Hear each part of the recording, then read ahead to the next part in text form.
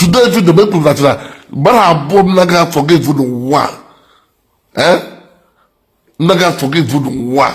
Well, Callistus and Ogechi Okeke Njaka. And this struggle. Ndozo, I don't have time for anybody. And with these people, they are evil, devil incarnate. If you don't like their problem, now they will carry you come out. Now they will carry you come out. A special Callistus.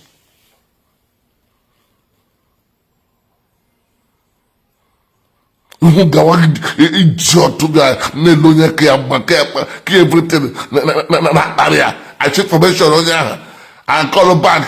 I call Nigeria bank. I check information on that. Imagine.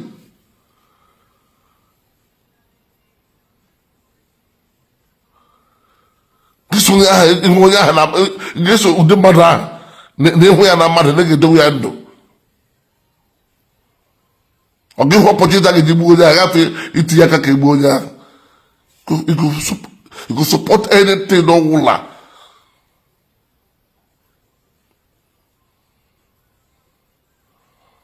Ogechi Okeke Njaka. Today may apology today. Apology obula gnodo. Apo obula gnodo. Y'all my pa obula gnodo got you on the lodge. But apology obula gnodo. Who be like who be like him? A banner request more video from you. Keep an apology. Imagine we level get married begin. Allah was as an animal. Allah as a human being. Ile lo ni obinya ba sheya. Ile look at as animal. Imagine I'm show with the good. What the good? It will look at the year you understand when staggered also. A good, a case. It will young, okay, yes, how was staggered also? I mean, they are still stubborn. It's to have Abuja. Let them waste you there. The government property. You prove stubborn.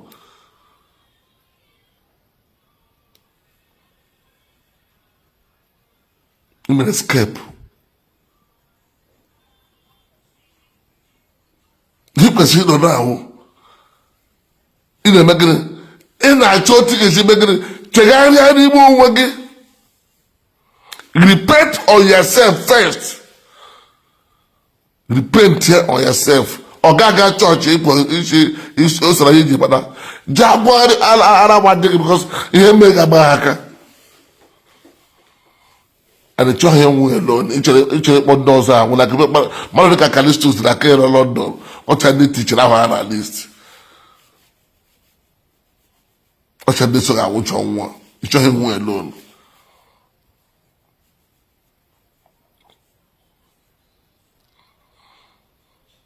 Just go and check area first. Okay, take years to repair, to change.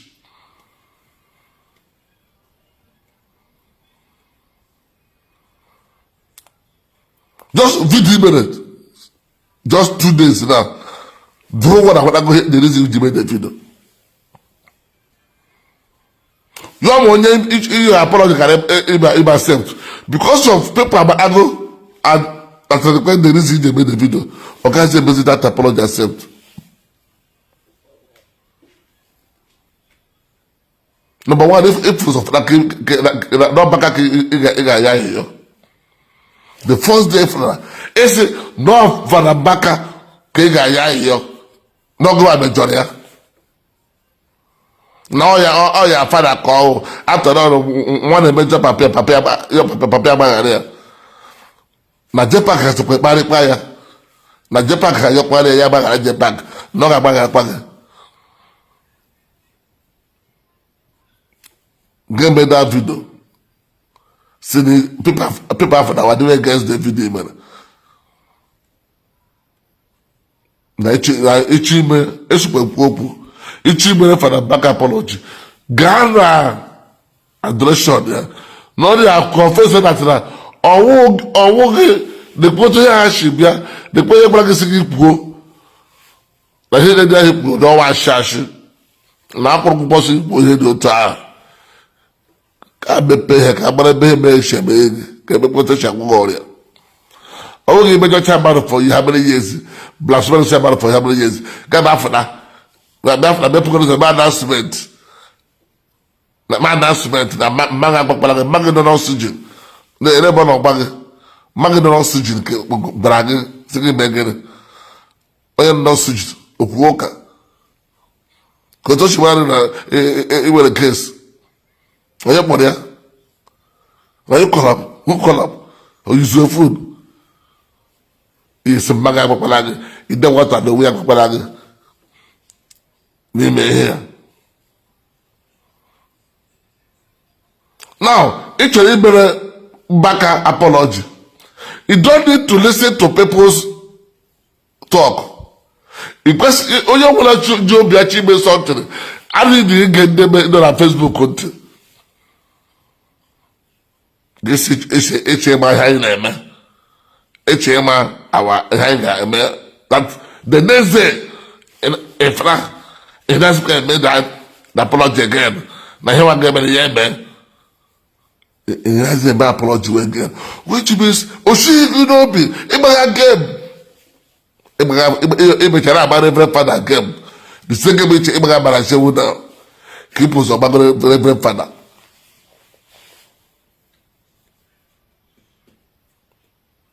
Same game Ibaga now. But that time, it's also for the back when you get a apology with. Uruhu 2 days, get change the topic. Now the for the back in the apology again. No, Marashewu in the apology. After Marashewu now, I'm going to the apology. After Marashewu now, I'm going to say I was an apology now. Because I'm a matter of you go still come out, begin to insult Barashewu again. You go still come out, begin to insult her again. We know you.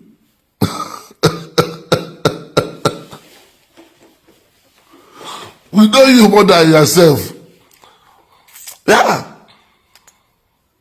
Imagine how you are playing this game. Eh? And people that are playing the game, they're ahead of you. Are you not ashamed of yourself? That thing I wear today, I'll be taking a boot, I'm wearing a mask. Eh? And I'm as a trend up in a easy pant, in a easy bra. In a human being. I've been a yeah, we can make it forever. Ask yourself, now you're going to make it forever. You know, as here we burebu. You know, as here we burebu. You have we burebu call. Case are not very far away. Case I won't case Facebook anymore. Or we had to put on Facebook again. I know here in the followers, it's a 10.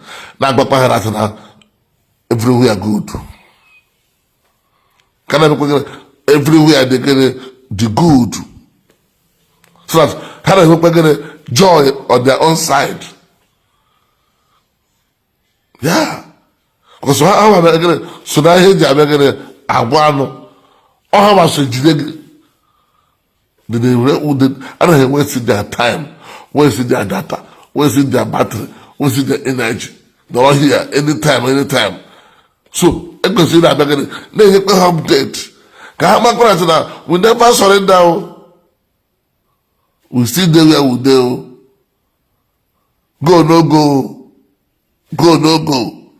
They say any gate when they go, they can see Marashall picture there. They will ask them, okay, what happened for this gate?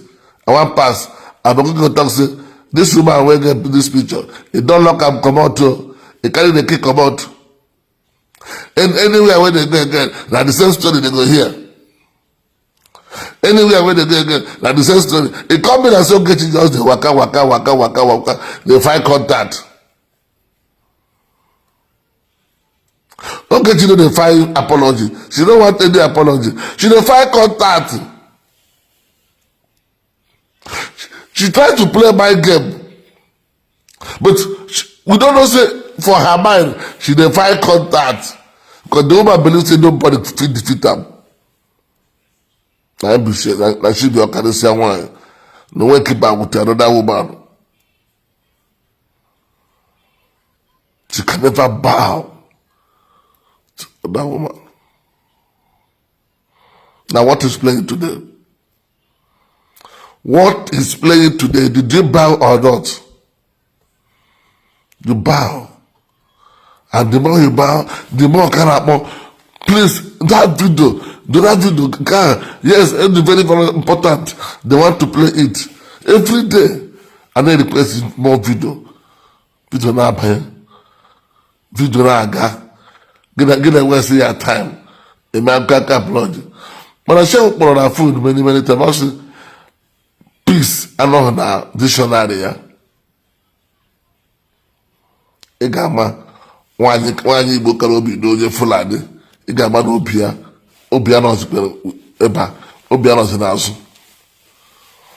One Igbo Karobi, no Fulani. Igama no Obianos be here.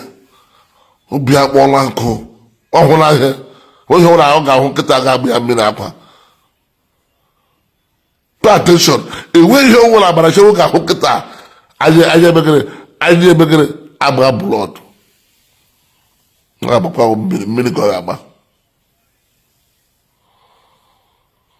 Ogechi, tomorrow, I said no, try about tomorrow. I said I want to be in the zone, but I said will be the highest happiest woman on earth. Another hotel name exist. Another hotel name exist. I'm telling the truth. Another hotel name with the human being. You know they see you again as a human being. Because if okay. As soon as you are working at power, if you only have in the face direct, that is the problem you want. Get a man who wish you. I'm don't get it today because even my mother involved. You involved by late mother. That your nonsense page. Why you not on your hotel? You never see her before. God no na Chicago. Mat me baby there. Maybe any more here. As I say, now me you the face direct. They call me direct.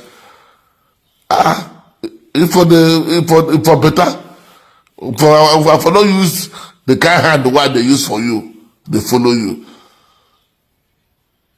You're gonna involve people's parents. Every time they involve somebody's husband, children, join them. For saying only her, they fight. She for the consider small. But they fight the children. Umaka Miroji Donna na Kedia. Without Umaka, only Kaka not there by now. Umaka Mini Oche, Yano Shike. So I had a man, nobody. How that name? I didn't care. You 50 million, you 50 million. Oh, my car, Roger, not there. But without two Maka, we can go and say, on a ram. Anything can happen. So, get no Maka, I'm going to touch it down, no Maka. No Maka, I'm the kind of English Maka house. English Maka house.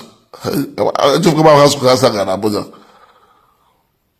ndị ọcha na-akụzikwa na skuul ahụ na Abuja si ị ga-agba ego ha na-akwụrụ ụmụaka ha na skuul ụmụaka ịgba ala ma jiri ị ga-agba ha much where did they pay for them for school gị chefura tụrụ ụmụaka ahụ nwụ ọbara Igbo nọ n'ime ụmụaka akwa onye Igbo ka anyị nwụ ụmụaka ahụ nwụ okele anyị ka ha nwụ otu ha nọdụ ya mgbe ndị be ha chi ma ihe ọjọọ agaghị ekwe agasị mba ebe ahụ egbere na ebe aka my mother they go support us ọsọ anyị na-ana gbanwere blood Davido mama kuku ekwe onye Igbo Davido na-akụ egwu n'ụmụ mama kuku ekwe onye Igbo onye mụrụ na adịle onye mụrụ na papa ekwe onye Igbo ọbịakwa lụọ nwaanyị n'ala Igbo ọnwụchaghị ụmụ nwaanyị Yoruba mara mma hụchaghị all of them mama ndị ka mụchara ya nwa ya hapụ ha bịa lụọ onye Igbo ọ ya na-akpọ love na Amarachi nwụrụ onye Fulani ọ na-adịse Naijiria ka ya nwụ Davido ọlụghị onye Igbo ndị Igbo adịse special karịzie ndị ọzọ na marriage ndị Igbo kacha ha alụzi nwaanyị alụ na nwaanyị ọfụma karịzie ndị ọzọ na ịlụ na nwaanyị ọfụma ọ amarị onye ọcha n'obi ama amarị white man yes mmadụ onye ọcha is her choice Davido ya lụọ onye Igbo ọ choice ya ọ chere n'ụwa enwe ihe nwere nọ n'ụwa ihe ofu onye mberekere nwe mgbe ihe nwere nọ n'ụwa ndị ọzọ na-eme mere gara n'ụwa anyị mmadụ na ụmụ ya na di ya eti ha mmanwụ sis nwaanyị aga ga-eti mmanwụ 2 years tikwe mmanwụ 3 years the same thing 4 years 5 years ga-abatakwa abata na Nigeria isi ọbụgịrị imekwa gịrị ekpekwa ndị onweghị ugwu maka ndị si chọrọ apology maka ndị si chọrọ peace kọsọ onye chọrọ peace agaghị parakwa na Nigeria na-akọtinekwe the same thing mba kọsọ Nigeria awụghị America kọsọ isi ọya first amendment right gị na America freedom of speech ebe na Nigeria pụna ya Nigeria anaghị eme ka ha laa so ịbatago Nigeria ikwesị ime gịnị kwụsị that ya freedom of speech ga aha amendment right ga ahụ Nigeria na-enye ya ga-ekpekpe kekarịkwa ka ahụ n'ọkwa na-elele ebokwe ndị Nigeria anyị tapụ oshi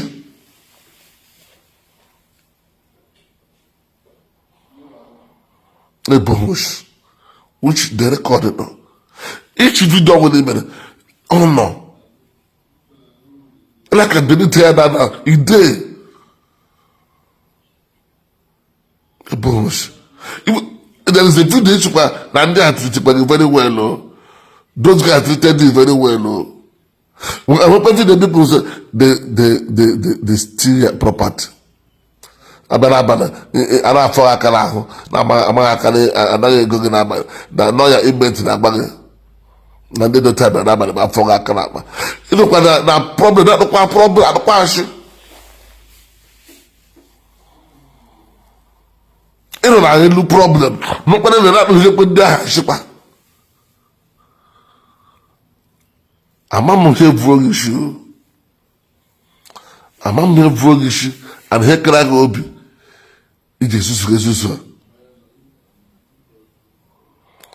ama m onye nyere gị advice for the first place sị gị lọwa Nigeria onye ahụ ya worst enemy onye ahụ akpara nkata wit ya ndị enemy gị ha yuzuo gị yuzuo onye ahụ nabata gị because about you ọ karịrị Facebook ọ karịgo defamation of character level ka ha nwere case ndị ha wụ case Ogechi with a very serious matter. I'm not going to tell you the issue. With a very big matter. Biggest matter. Hey! I am a honantemo.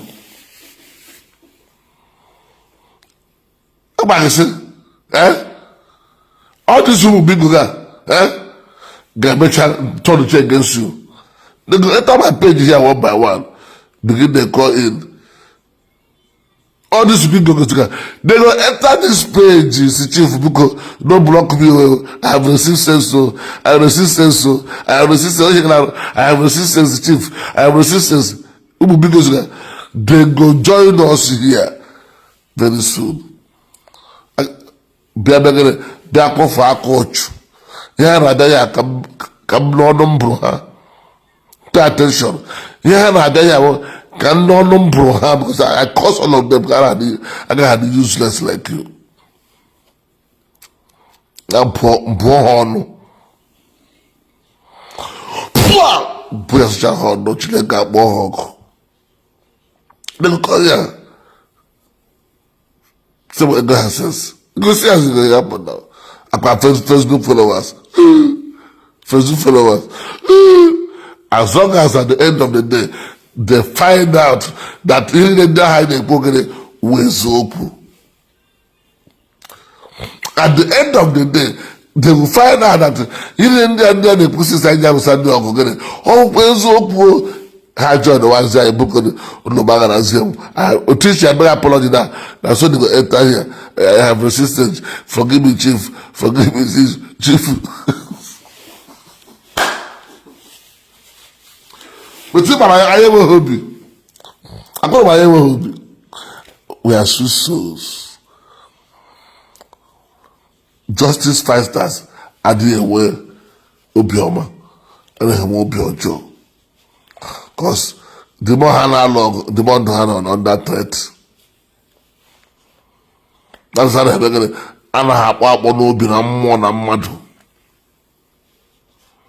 But guy, I consider that sometimes about them mad. I hate you, hell, we never hate you. Oh my God, I support to your job. And I will never see what Pakana Georgie that support to. I will look at I talk, I am making a problem in our future. You person at home as your enemy. You're supposed to see me as your brother. That one good for you. Because angel don't get you, but the man don't get you to make it marijuana. Gabriel was a John there, no, like not touch him. Maybe it may like the way she do stupid. No. Pay attention. It will feel like go to the shake here. Okay, like it can't because of like go to the shake here. Guy, almost say Ojo, guy supporter like Ojo, man. On the bad. What's this guy name will get you today? In my mind, I'm going to job. It's not a bad director, but that him or the home. I see when I cut off friendship is not by force. If you are my friend, if our friendship doesn't work, I will cut it off.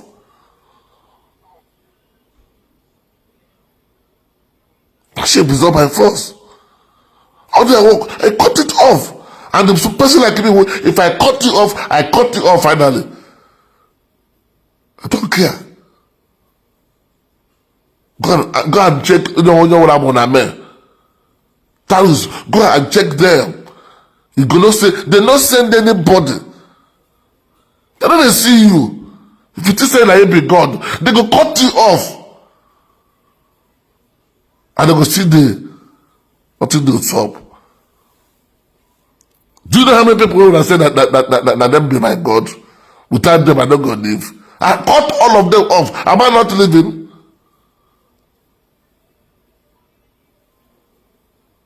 I cut them off.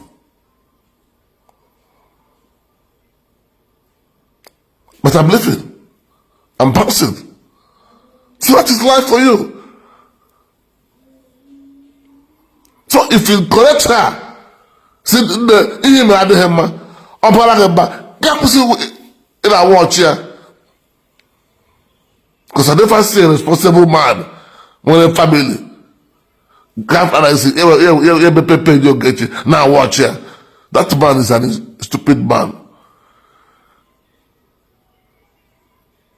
You can't be a gentleman. You can't be a real father. Every day, you don't watch Ogechi Okeke Njaka about what to Ramo. You did busy now watch here. You not call it in. Get about back at Facebook. I don't really pass it again. You want any respect and I do again. You go your career.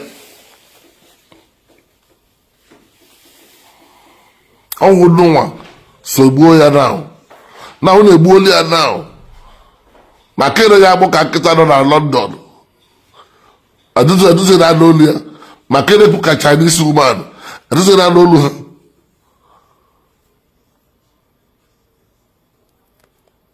Una bachelor also happier.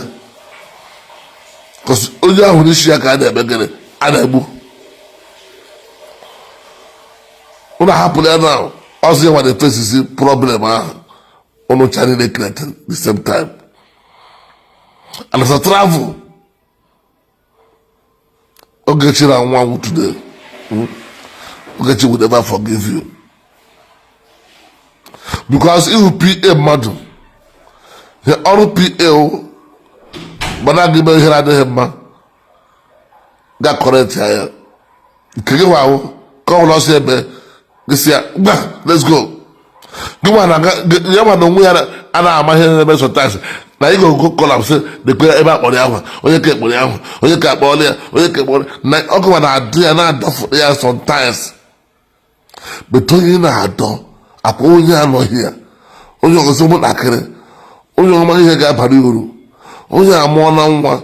You consider making a very good foundation. I consider me to have a buru. Come here after the care. Come here after the useless to told. Come here after wear black. Black this somewhere. All this nonsense character.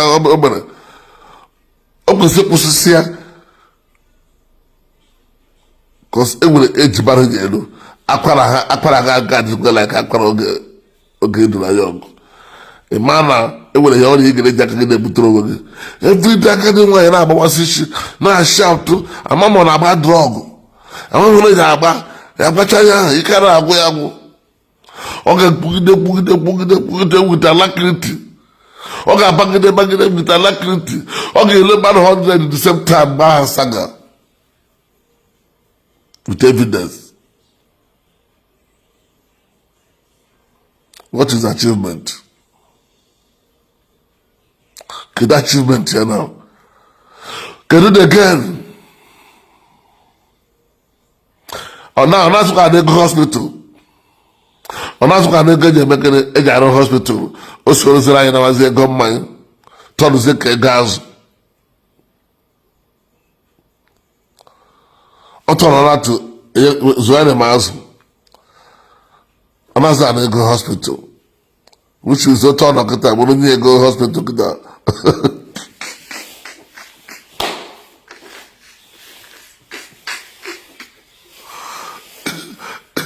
the worst thing you ever wow, you know, NGO. They make a follow us coming in broke. And here you get to avoid the system of Chicago when you be a fake life here. Or talk who has already broke. So that any place you go, in year millions. And now who has already go. So, but now, what I told you, I told you now. The go what I want to know because when you look at NGO, Children's Hospital, 1 million of naira. Now, yeah, you are 8,000. You say that to me, you go okay first before you run a hospital. If I never move on, when you have a project to 2 million of naira, now you say, good, that's how you.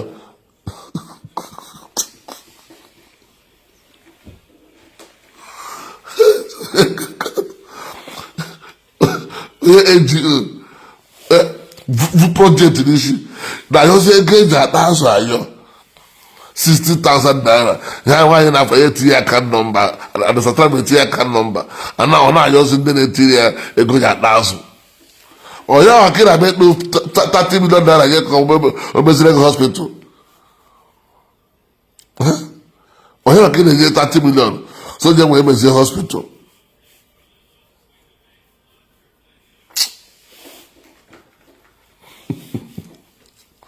ọ dị ka ebe mmadụ ji were anụ were ntantanye nkịta so ya tinye n'apa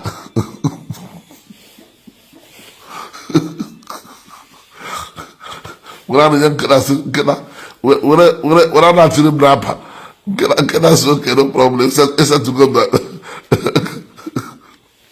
otu ọnọ kịta Ogechi dị at least 20 million naira now to start something na Nigeria. Unu wa na-enye ya ego azụ a ego ndị ahụ ego Ogechi dịdị ọ gacha gafụ na o dịdị like 20 million naira. Unu eme gịnị unu chọkwa mepe ya a very good business unu mepere ya ọ ma otu echi azụ ahịa unu mepere a very good business stọpụ na-ewesi ego unu ji nye ya n'azụ kọsọ na azụ nkịta ọmụ ya ahụ kịta bụ ụwa ịgbasị nkịta na-adịghị akpa akwa hụ ụdị aka na-akpa akwa ya kpawa akwa unu were azụ akịta azụ nwanne ya kịta ya mara ya n'ahụ na unu gara enyekwu ya everyday unu dị na-enye ya gbolu saga ndị na-enwe na stop the give and preach go saga ọna kọsịra ha wee na contribute this money for us now they put am for one account for am so that anytime once abuchara nga ya fụna unu mepere ya one shop ka o si ebe ahụ na-emere Ogechi dị moto Ogechi gbara Ogechi ara ka ote ga-ebugharị ya ọlakịrị ji aka n'anya na nwunye moto only that the second hand car ọ gara ama Nigeria Ogechi dị ka achọrọ ya ebe ọ ga-anọ one room or two rooms ọ ga-anọ onweghị ụlọ bụrụ ahụ ga na onweghị ụlọ ọ dị ka ntịarị ya two rooms one room mepere ya ahịa okporoko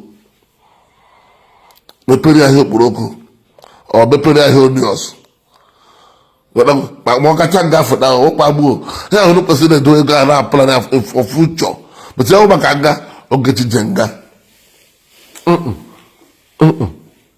Ogechi na-agakpa nga abelepe ji ma delete ya wara ga gosi me for Facebook again also na-agba ọ na-adịpụ more that's why nobody is worried to look for her ya wee zi agba ga-echi echi enweghị ezi ịma na ị ga-echi echi why are you disturbing yourself ịma na at the end of the day obodo ga-akpọ gị were okpukpu oge n'isi so ka ihe na-enye gị problem Ogechi nwe Ogechi aka like this batasị ike ụwa gwụrụ ya bukere ihe na-eme mụ na-eme m yes so that's why I don't disturb onwe ya ka that's why I follow ya na Facebook ya bụ etinye post ọwa video ya ehiere onwe ya because she's ọrụ ụlọ ọgwụ ọ na-etiriti onwe ya ọ nwere BP gbada mmadụ Ogechi nyere ma o ji wee BP mgbe Ogechi na-aba na shout apara ya so onye onwe ya treatment for now ọ na-akpọkwana ya ahụ ọ nọghị na Facebook for now so na-akpọzi ya for chọghị disturbance ndị mmadụ ọ na-ebe onye gara test case Ogechi agbụghị awụ Chimanya bụ onye aja ka ị ga-set example na 2 years ago ma gwa aja si Chimanya efura ya na Nigeria na-abịa apụ Chimanya siri agwụgharị were ebe ọ n'aka sonye ka ụmụ ya eji enwe hope mara Chimanya manye kesi Chimanya nwere Ogechi Chimanya ala Chimanya manye na ọnwa bụ ise na maka somere ka onye ọgbanje ọ manye ya nwere ya chinegogo chigometumatụnegogo Chimanya gwa aja si ya nọ na Sheraton hotel ebe sotiso place na aja na ọbịa ebe aka ha hụ asị ndị uwe ojii eji evuru onwe ya sọrọ ndachi evuru onwe ya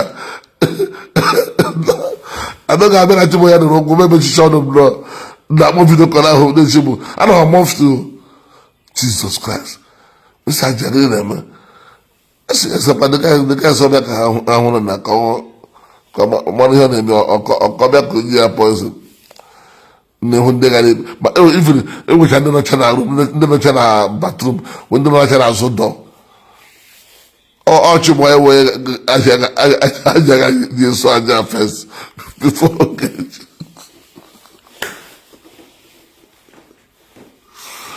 ma gwa aja sị chimoya nọ Canada n'ihe ọ gara sa n'ihe ọ gara sapụ aja nọ dị ya 2 days ha oche chimoya na charity 2 days etia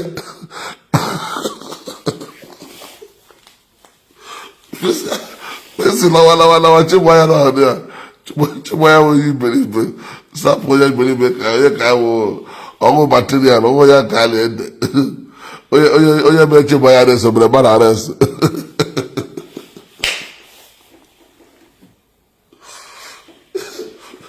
onye mere chimoya na-eso just waste time because chimoya wụ onye na-eji n'aka ụtazọ na-ebufusi ogwu ọ bụrụ na ọ na-ebu ya n'obi chimoya na-ebu ihe n'obi ekwufuru ya hụpụrụ ọ gawa n'onwe ya de carry for mind so onye ma onye gara ịpụzọ test ya dịsị mmadụ ole Ogechi metụkecha nweghị sens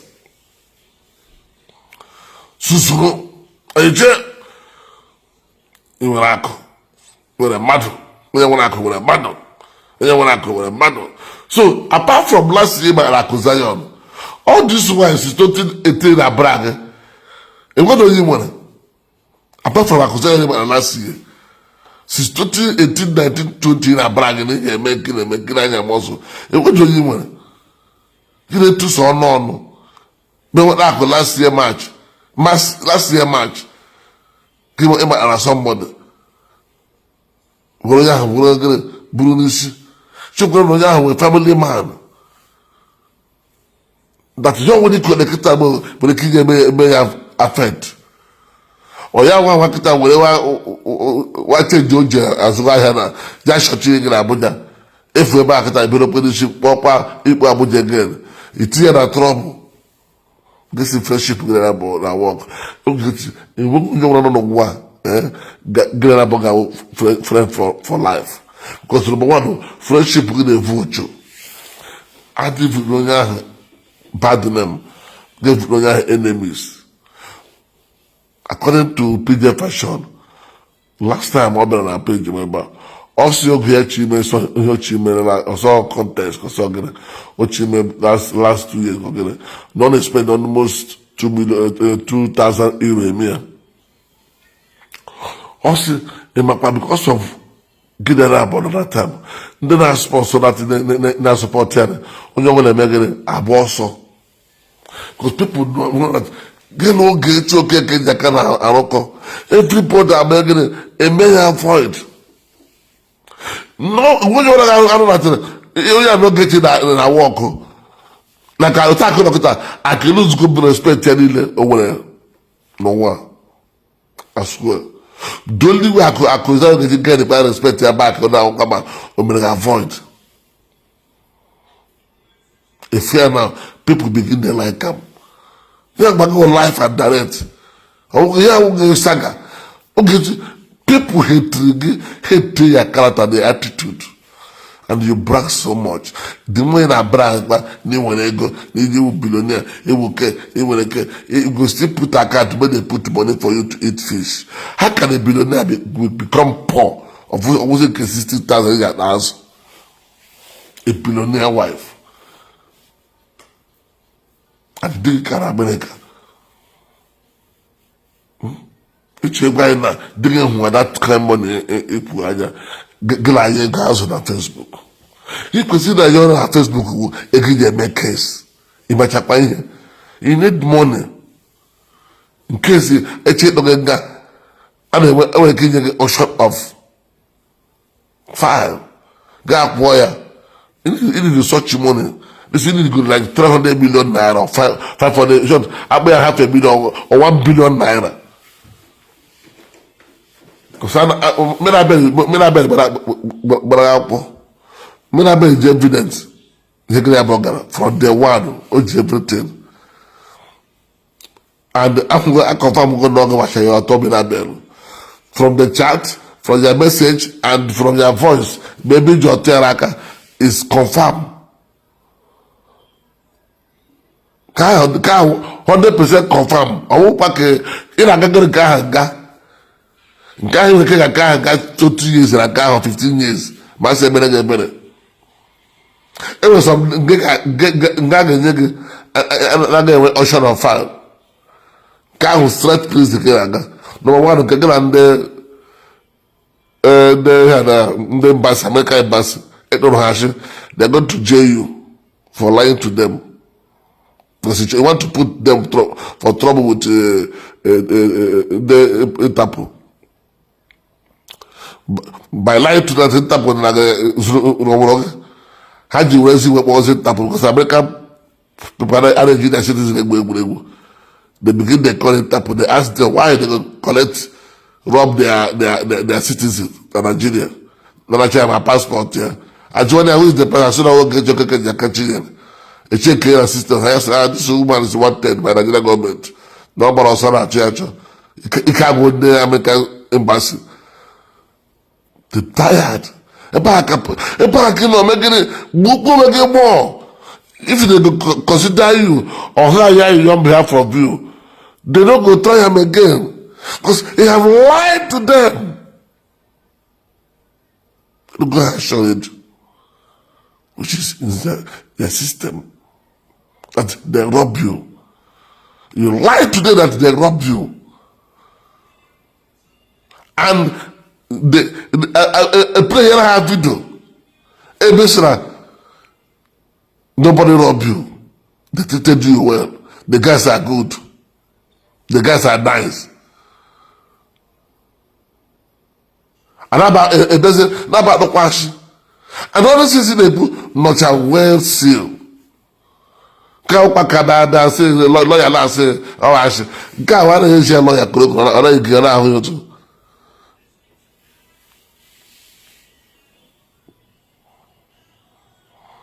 See, it would in that last it would didn't person that last. The worst part is when gay lawyer, not a lawyer, guys. Yeah, one lawyer is so cool. You have to defend the or wait, no, yash. So, American embassy, Togo embassy, guys, that put nonsense. You passport to Galawa.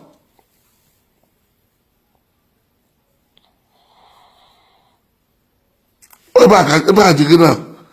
If you put the Interpol.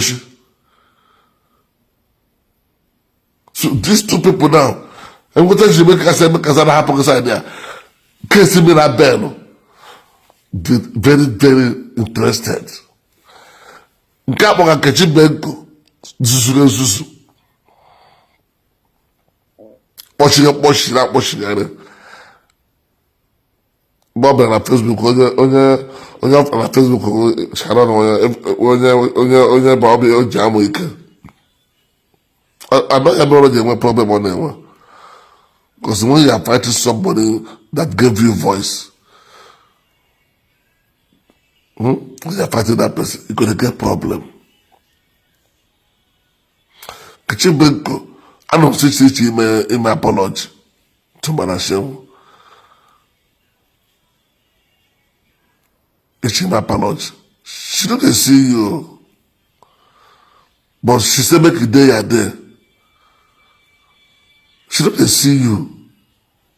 Even if you go like that, she don't get issue with you. All can someone not me help.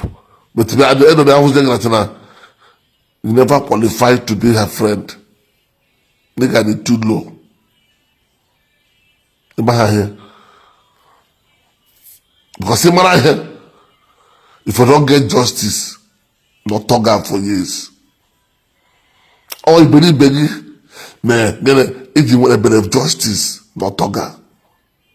I'm few people that this struggle standing for Toga. They can spend their last card with their contact to get justice for you. But because of their Iberiberism, I can see no have but because I'm on your tear on a gogo when a mental problem. Oh, my, another thing you can consider your case sometimes. Because automatic na gogo when it came on your mental problem. They made it. If you are not one man or to gogo. I'm a sister I hope I to gogo before. Since I was born to that. And then 5 years they will hear about to gogo. Something when one man to go or to go overnight. It was not to go because I don't know what to go. When you know that this song because I'm on what to go. Yeah, how is it? Pay attention. If you know why I can't buy yourself when you be able to go, you got lawyer. Yeah, this is why maybe that late. The reputation pet to Yanala. Makara the lady when common sense. If you see the dialogue or we dialogue. If you watch us say our camp before our camp was very, very nice. No problem. No recording. And nobody has said you keep one of us and social media number. But all now here I make it a one issue now. All one now up on your poor watchers, our pace must stand. My pace men and one the pace come to stand. We put 2 so put here. If never reach one we go put here. Now, all be one another, be back again, be say Hindi age canal. Ojo wala mo that lady you cheap apology, you wrong apology, you go wrong where. Make she no call anybody. Nobody's going to pick her call. Because it can't be recording me. Okay, natural justice. I will still pick your call again. I will never pick your call. If you ever record me, man online, get to me, I'm gonna call again. I will not. So you mean they make peace, you mean an apology. It can do as it might do, and there you are there. We don't need you this time around. If you want to go and submit your petition, you can go and submit your petition. Because case they are interested. Like Mirabel case. Or against the law. Or a very big offense. Go and ask any lawyer. Go and ask any lawyer. Why if I don't share your social media and I confirm evidence, not go and share it, you must go to jail without any option.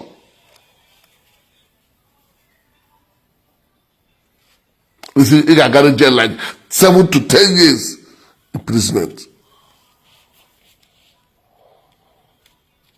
At the end of the day, you will still pay that lady any amount she asks for. This has a back here gonna at least get when they go to justice Ogechi Okeke Njaka or every year by year Ogechi Okeke Njaka want to go. If on our Facebook keep Ogechi Okeke Njaka want to talk. Because everybody believe have to correct you, have to give you sense you want to talk. Because you want to talk about hey. I am not a against a child. It is the only way to correct you on the struggle. This is issue. I don't think a world talker has said the prayer. In Alabu, in Labu, do you know how many times I'm talking to my side? Oh, because he misbehave. And no one tells you, man, because I never don't get you. This is so. Maybe see. When I shall not go this evening, okay, watch there. When I shall not go this evening, that page. I was watching her, I was sleeping.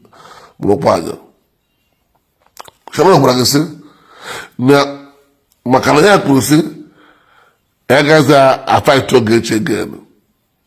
Now, but did she go to Ogechi or share her post or comment? Answer is no. She said it.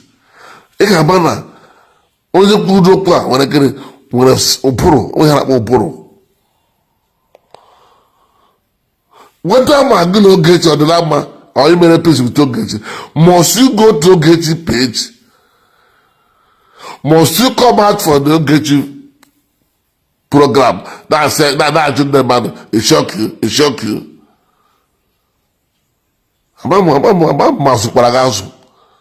Even if you want to pepper anybody, you cannot use such person pepper anybody. Because you have to get it and onye ahụ gịnị abụọ megide na vidio ahụ ịgba ọcha vidio ahụ ị ga-ahụ body movement ya ọ ga-esa onye anwụrụ anwụ bịakwara ọzọ osusupụrụ ebe ọzọ. Ogechi na onwe ya mana ya not coming for half to stay permanent. Ọ mana ị na-abịa dị ya for permanent stay ị na-abịa dị ya ka ị dọji agba ha na-abịa that time to you ka ị were ya dọji goro dị mbọ ka ị nwee alliance ị wetakwa onwe gị back. You still go back. And which is true. Now, since that time till now, Sharon of Ragosi happen to get you. You're my her boyfriend. But Sharon no underground now. The quick cannot make him out. Number one, only the group or was there or Kashiro got about the fly.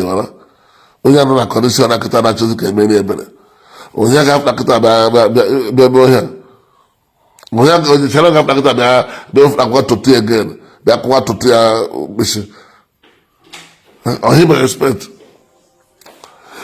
Ị kwesịrị gị na mmadụ mee peace, especially gị na Ogechi mere apology mere ibu unu mere. You don't need to go to her page. You don't need to share anything o mere.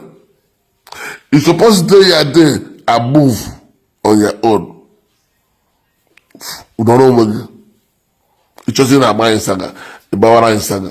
But anything about Ogechi, you may avoid. Anything about after dark, you may avoid. Man, at that day, if I after dark 50,000, why stopping not to give her money since then? Why is 50,000 after dark in that day? Why you never give her again? 50,000 a year. Or more away. Or more than 50,000 after that. Get a after that in jail. Get a after that after killing 50,000. Or may get justice. After killing after that 50,000. Or may get justice. Or may get out of that go. Because before born them, or get teachers, he am them, or got a parabol, or got a woman. Why you don't the reason? You get a church for one day before get me. All your father is young like the but the get me. Don't be talking that in the make apology. If you today come and say my apology to one year. I put Israel like that bopu. Now I say you owe that woman apology. So go and make apology. And I say where you control me. The way I control you find the woman in the many apology when he made here. Now kita kile chile in the many apology. Chef no te ha if you 10. Te ha if you 10. Ode mara wa on the grand cell. Okwa ya so okwa e direct recipes okwa wo da kira wo direct. Ke otu hotel ihe ka ihe ịnwa nwa para ịnwa nwa bụ ahụ ga-eche bara no 2 days. She said I survive here. Utampa jug now. And that ahụ mosquito gaga like well. Until now, mosquito gaga like well. Hey. Because everybody he not gonna hold fat. He not gonna who is fat about what. And we toko. ọ ga-akpa gị ebe Ogechi nwere ahụ nwoke Ogechi kpọrọ akpọ. That's why they didn't enjoy Ogechi well. Because ha ebe Ogechi enjoy Ogechi agaghị enwe Ogechi na-aba mba ọ na-abasị so ochiri afọ na asị mosquitoes sel ha dụrụ Ogechi ọfụma adụchi ọ na-aba mba ọ na-abasị so ochi na zontatịn fana mana Nkechi Beko otu ihe ha na ahụ amadụba gị na gadrum now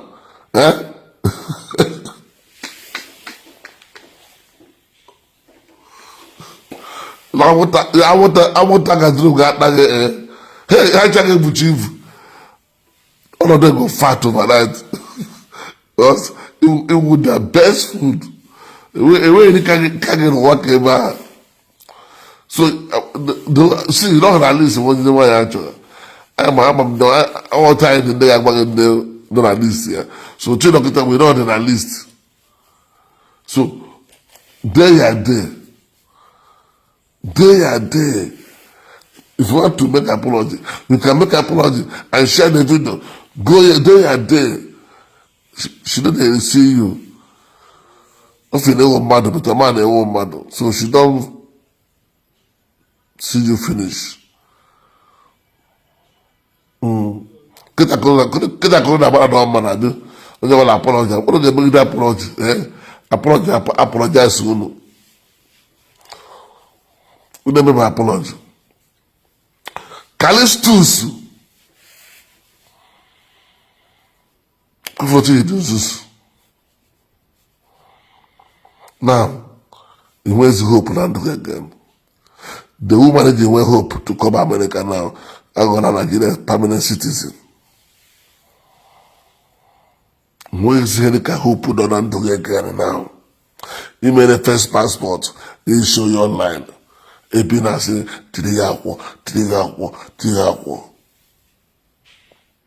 Angola in a Pakistan. Every day Angola with their prayer point. Every day Angola Tarich. Kahaba Adel. I'm going to want the more Jago Angola. I'm going to many Jago Angola. My hand are not going to when it goes. But don't worry, I told you best boss that would then have their own.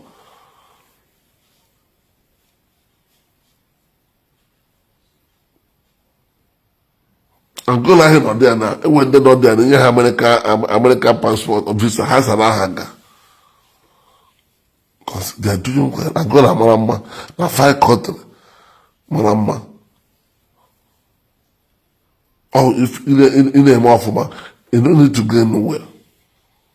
Issue so passport to the Purana, in case I don't want to go, I'm going to go, but yeah, they have after again now.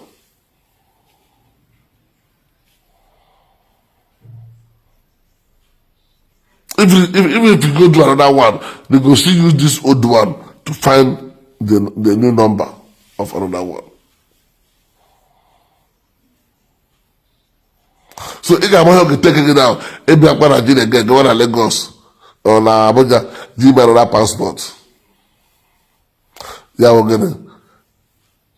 If I'm going to hear about something, maybe I need preach a gospel.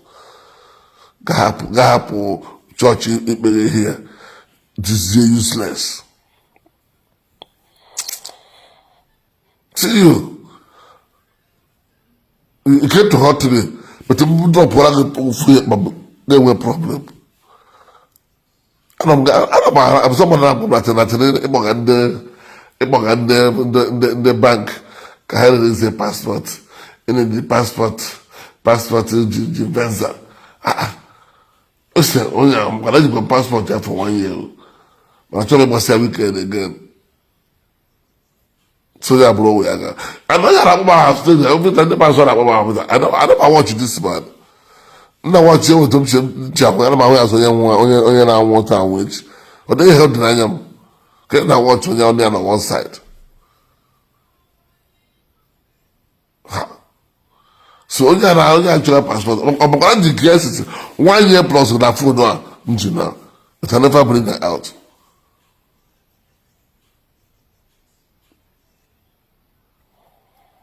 That's what I'm on nowhere. I got off that passport. Because I don't see the man as person again. I don't see him finish. Another man where I can't go left for me on your baby. Can't go more was a time a full food. A bit more my head shut down. See, I come out shut up. Since whoever has said the passport, I come and shut on. Oh yeah, or very boogie, get boom.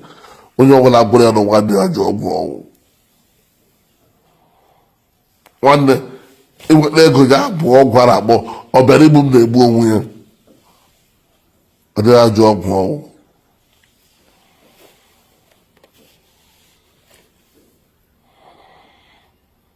Now, people, you see that what they do. If you go there, one now, they will.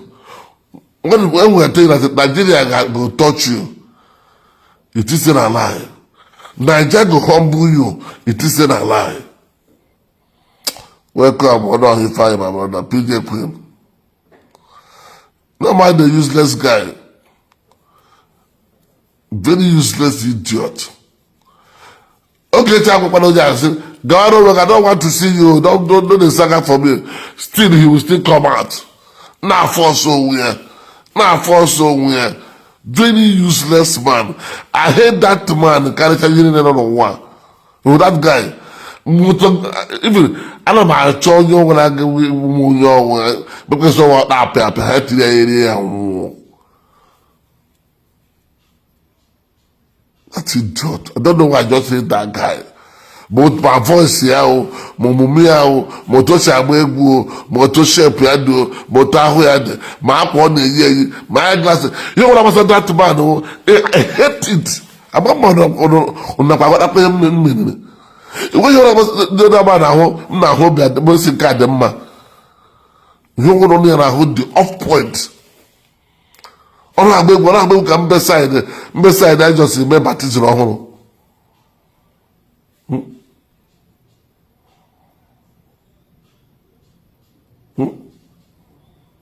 Upon the year, a mamma boy has Atlas up on the key. And Papa Yaga Lagos, Yasu Shaggy 50 here. Yet more than almost 25, Wakajaga Church, 25th, December 25th. Then I could jingle bear, that eyeglass. Oh, the man, a mum, you. I'm not going to my this century, Mamma century on all this. Wow.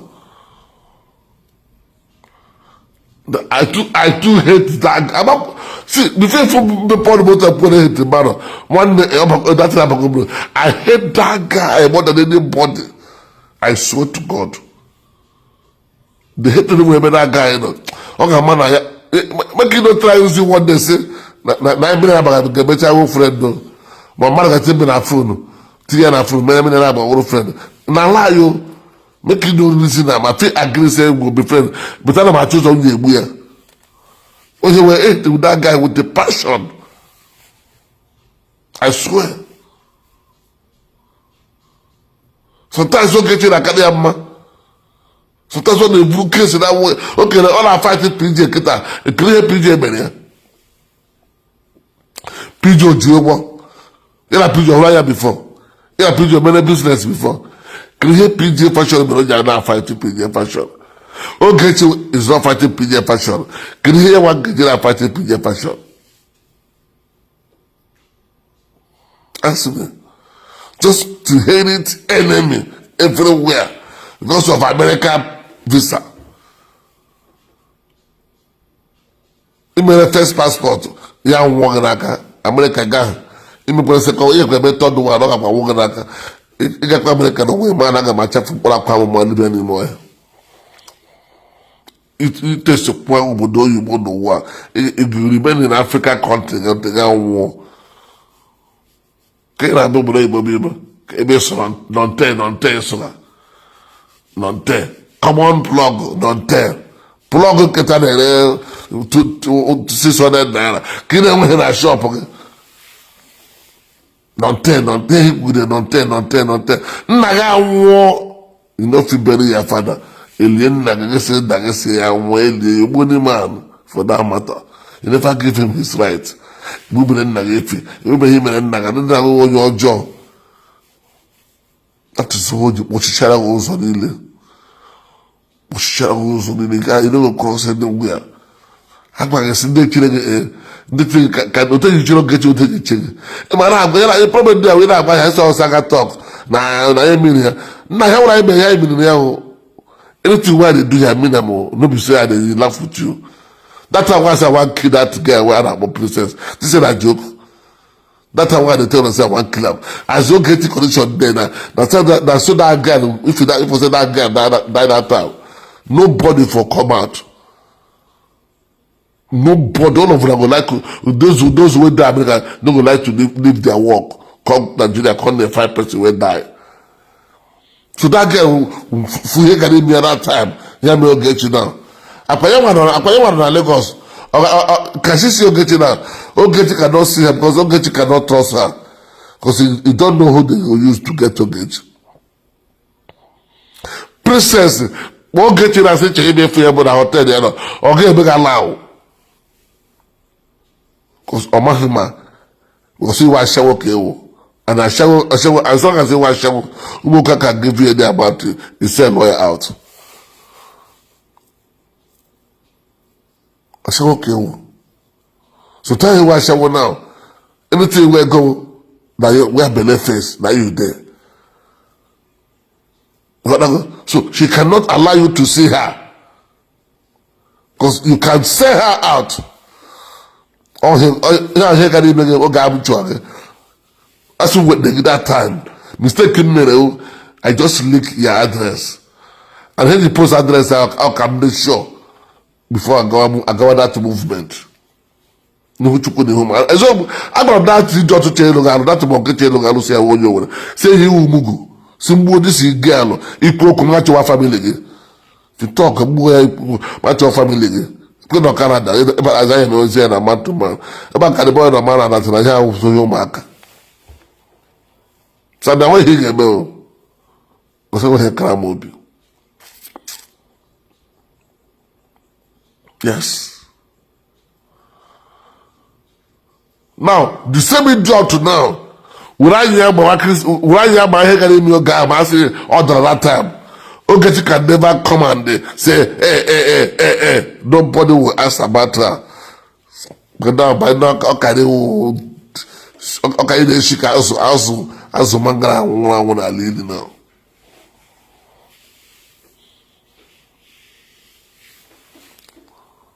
It is different. I may defend the criminal. Don't know. You don't catch for the wow. Even on that one, you have to defend the criminal. Emma, go and know about the truth. But because of getting up with a common friendship, don't you? Get up and defend there.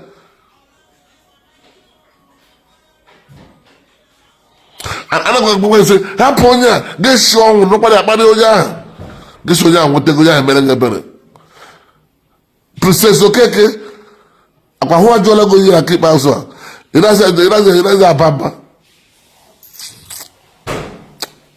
And then I Egypt number here. If I give out your number, they go track your number. And they don't know so they track you. People get by here about Aqua. Have a crew by his anywhere within India. Is in a paint. Much of a paint. I know everything about you. But I just made it. I want that they were a poor rat. 20 years survive for now to a minimum. But go to the market and say to me for your mom, you want to come and see her. She said no. Because it won't your trust now. 2 years ago now, Ezugo Kitaga Amahe Berimana now. Because Ezugo Berima is not working together again. I don't know who Ezugo Berima Ezugo a problem. The Nnewi who Ezugo now will take many man. Ezugo when a very big problem and Nnewi, they are not at risk.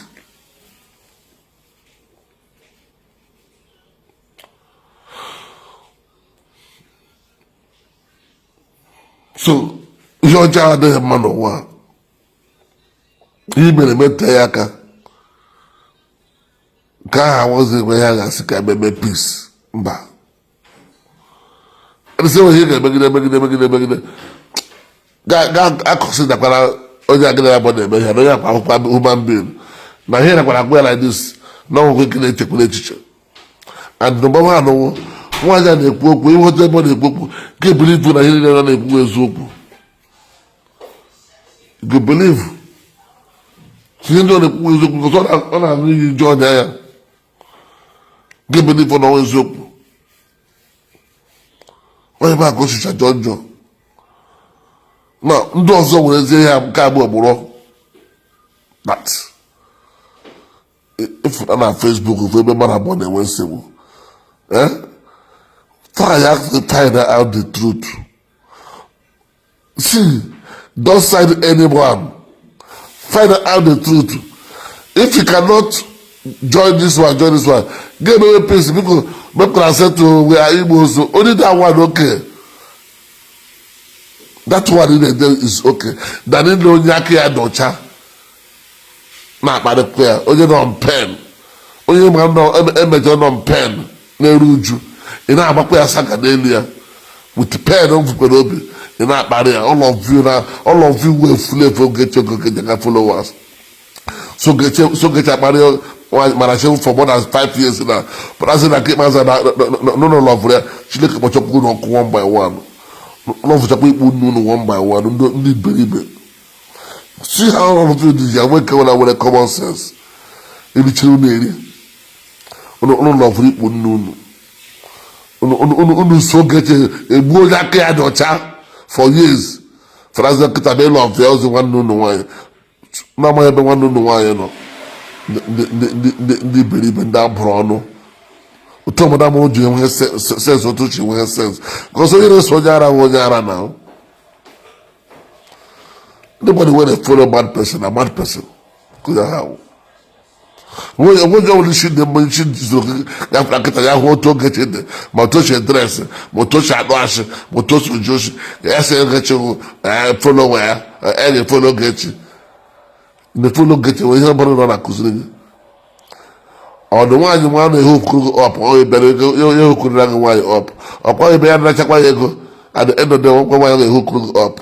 Yabiana got some wine in Nigeria, there I took my hand dodger. At the end of the day, when you try to her, how is there with a fake account to your chat to her? They are not. Gideon, no. We will do your joke in the bed. This is there.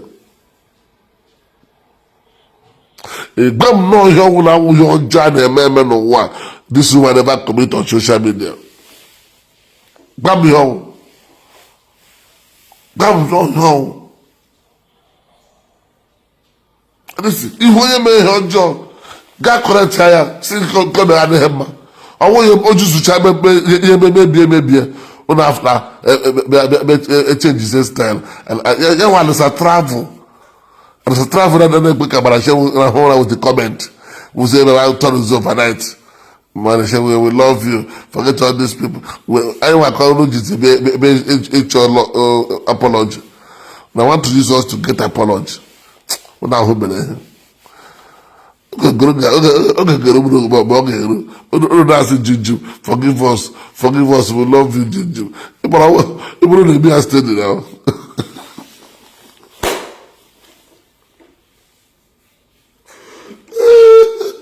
Did you want to be a steady now? But you never find you have a man. Did you want to do it? Because I'm telling you that time. How can you really good? Only you shall use about double pussy. I told you. Only you be lemon and show that be used so yeah. You say be Tiana funded NGO. Tiana WhatsApp. It be pieces that to bed there. Because every people be there a lot of part America go bed there. So now 8110 now. If I have been a president made the Buruwayo or had all yours anywhere in the Corona in a bed about now.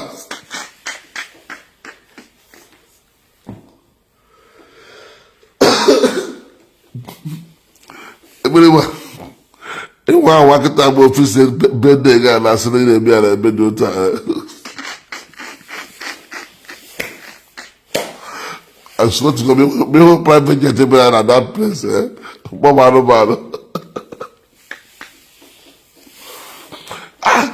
got my higher private jet, 30 million naira to be fully. Come on, I will be a case. No, I just say, what about this? Bed the guy I see the bed this year. Physically, the dead. Because I'm back at your scab and you're not about America. Physically, they say in the mere Saga Suit Hotel or in the mere executive garden hotel, the mere how much or in the mere Bakaleke, or in the mere nowhere. Just McGran has to be the mere. In the mere cut to a cake, Gaho handcuff like a chakam.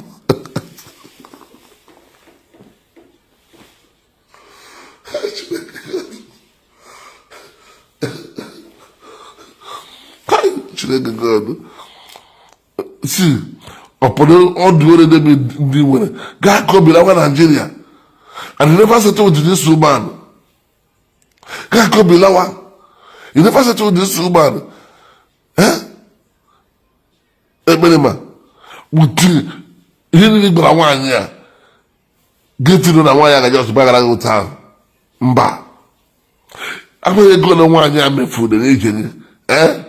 Hey, agbaghị ego ole nwaanyị a mefuru n'ije gị ọkwa dollar ka eji eme kirisigo all these places gara kịta gbara mechiri emechi ma ha mee dollar eji mechi eme so ihe a ga-agafe efuchi ụdị ego a gaba nọ na Facebook site Facebook nọ kparịkpa ndị mmadụ mepe ọnụ ga dịka ọnụ ogene mepe ọnụ ga otu na say no bagara ni mo para show my sister o para show my sister bagara say mo para me jolango just like that abagara just like that millions of naira dey for okporo millions of cash dollar dey for okporo si ma na ego ndị ahụ mefuru n'isi enwe ka ya lọchie back ego ndị ji sụ aja ka enwe ka ga-enyechi onye ahụ back o ego furu efu. If you accept this your cheap apology, now a good day him for we go for live. So I'll get penny ham most. Now you have to make for a guy. Other hand where the make for a guy. Because before money make for you millions of naira in a case, or to eat half of what to punish you. When you only give 1 year, he change your behalf, punish you. Apology is there. Now, God can respect his well. For now, he never begin to respect him because she never punish you. She has to punish you very well. Only make it here, make it. Yes, I have get it back. Oh, when you go call now.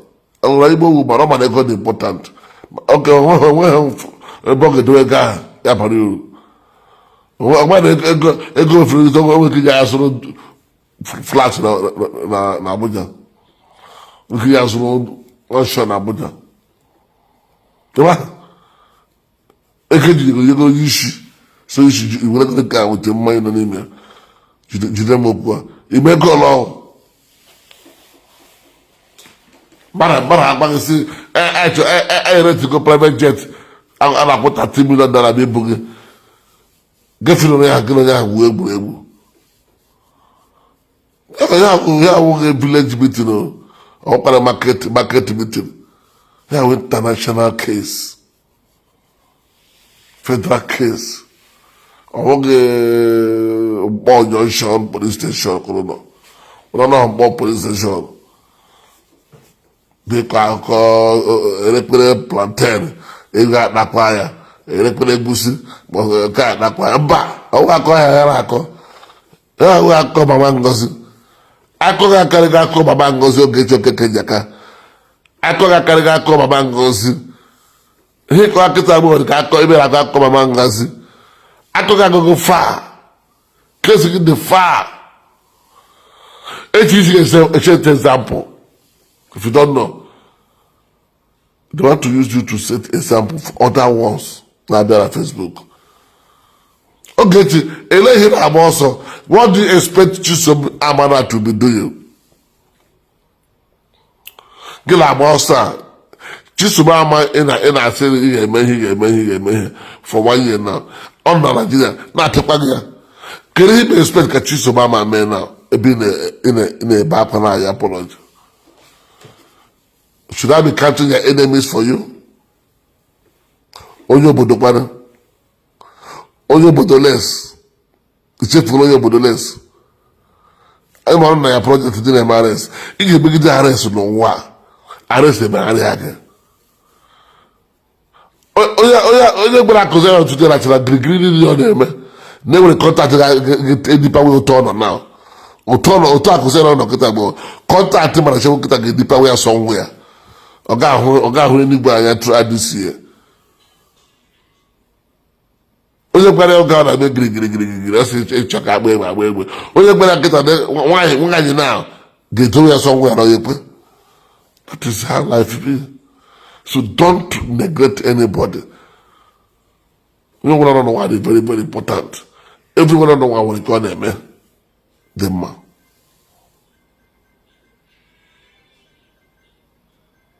Now, tell me now which way. Ebaka, I call up more video from you to Abuja. And you're busy making an apology. Why are they requesting for more video?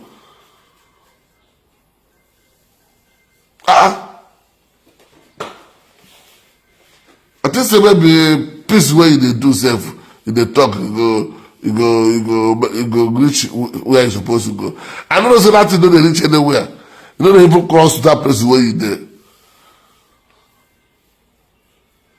Just forget about it. Okay, forget about all this apology. Just swallow your pride. Go to police station. Let us settle this matter. Period. Nobody's going to kill you. But if you have a half, you got half. And now so you have to pay for it. You will suffer for a little bit of time. I can consider every time you get down. I don't know your age. You want to know your age. You get changa for that. About your age. But you know what I'm about to can't also. Because you could try 1 or 2 years for that. You can hold age you have as a fool. I mean, in America, I do like this. It did the total. For so good that prison, I'm not tired. In America, I do like this. Or for so good that prison. No, in America, many no, everything no. Or for so good that prison, no, you got. We got more tired in the next 1 year. We got more age. We got my heart dirty God. And have black hair the woman. You got about that for president also. More no here, they push me cable. Na ezi mo pa moto so ile case go to. I can push it. All my no look as go ta. Na she only what you say, he gave me the full camera, Dibia went to be up with that for walk. When Holy Ghost fire can walk for that car, because he make him more men again. Memory. He make a bahaka. Now more they do you what they do you. Now more tell people to remove hand. I don't know how many people should get that more. Now more tell people say remove hand, people remove hand. You will see now, very soon now, you go there alone. The person can't enter a body. You must disperse now.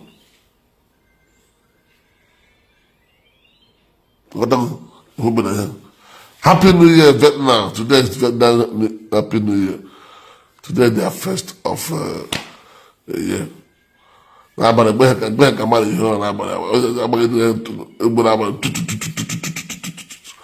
Today their New Year starts today till February 3rd. You know, business. All shop closed, all business closed down. No the gym and one enjoyment. So come back break here.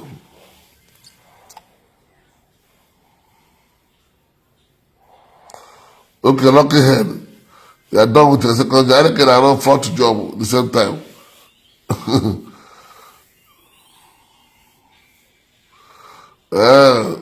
Justice must prevail. Okay. No matter. I go still come back because today New Year with the holidays.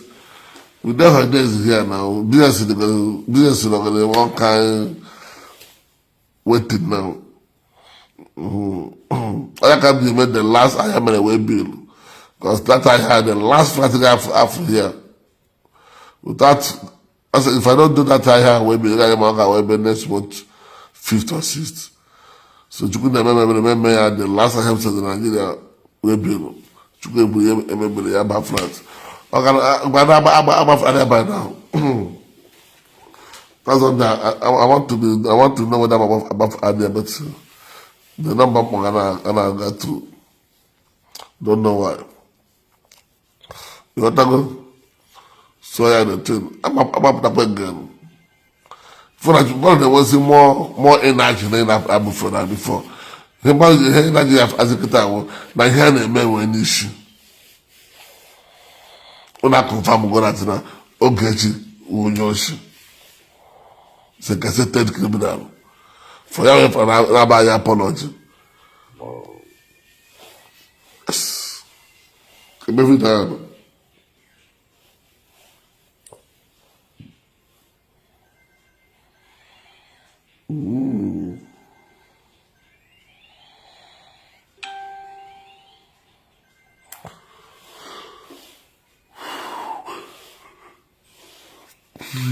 No, you're not here.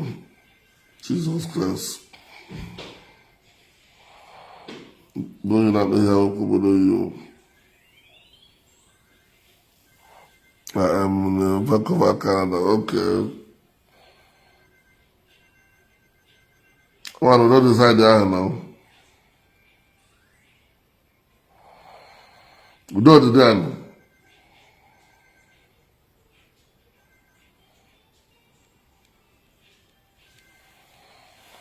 The Canada. No, and the November. No, and November.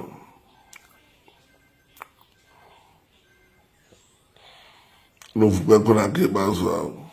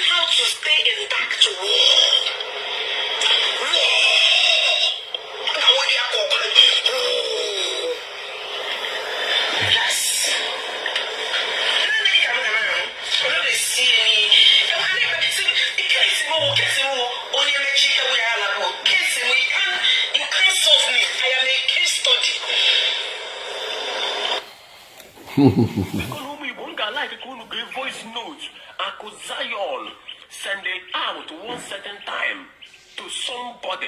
Kunu we marry boku as no bido, Ogechi Okeke na hawa na arụ aka n'ike na-esi ni. We're back, I don't know.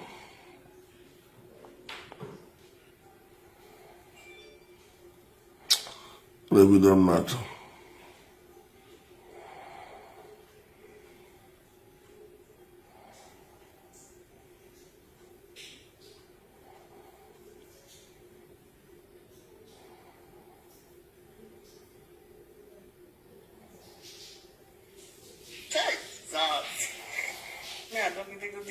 Don't be a kid. I can't madden in your zine. The man hospital one name. Good morning, good afternoon. What is it?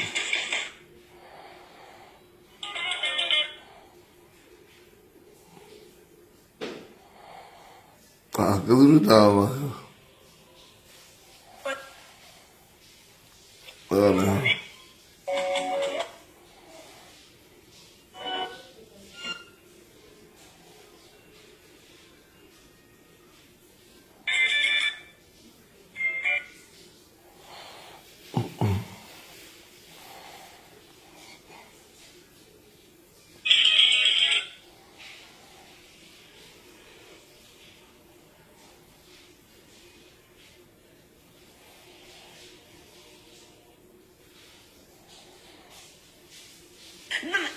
Na the woman nwere nkapasị ịghọtago ọ na-adị mmasị gị na nwaanyị ibe gị mee ihe ga-amata na nwaanyị a kwụ mara justice kwụ ama apụta officially ọ makpala ka m nwere mmadụ mara justice no say get person but she get person enwere ihe mmadụ ekwunyego n'ala ịghọtago ịma ihe awụrụ an ordinary person nwanne gị eku ume o. But I put the woman that the woman winning. I took them calculating capacity. I told him Kunu Gia is a minute. So, Mary and Justice, I will come and apologize to your kids, and apologize to you, and apologize to your husband. Definitely, I personally will make a video and I will post it. This is what I have decided to do because it gave me Jenamo Muarepa. Who that they want to use you? You want to go? Me personally will do it. I will not delete this video. This video will be here. You want to go? So I can see that nobody don't know this woman. More again, Mary Justice, don't worry. If you forgive me, we make peace. Don't worry. I will be a promoter of good things. People will hear your name. I will be a promoter of good things. Forget. What about personally will come? Kamana Zehinda. Kamana without you. Okay, meditation and Hana Pune Mempo. You want to go? I will do it.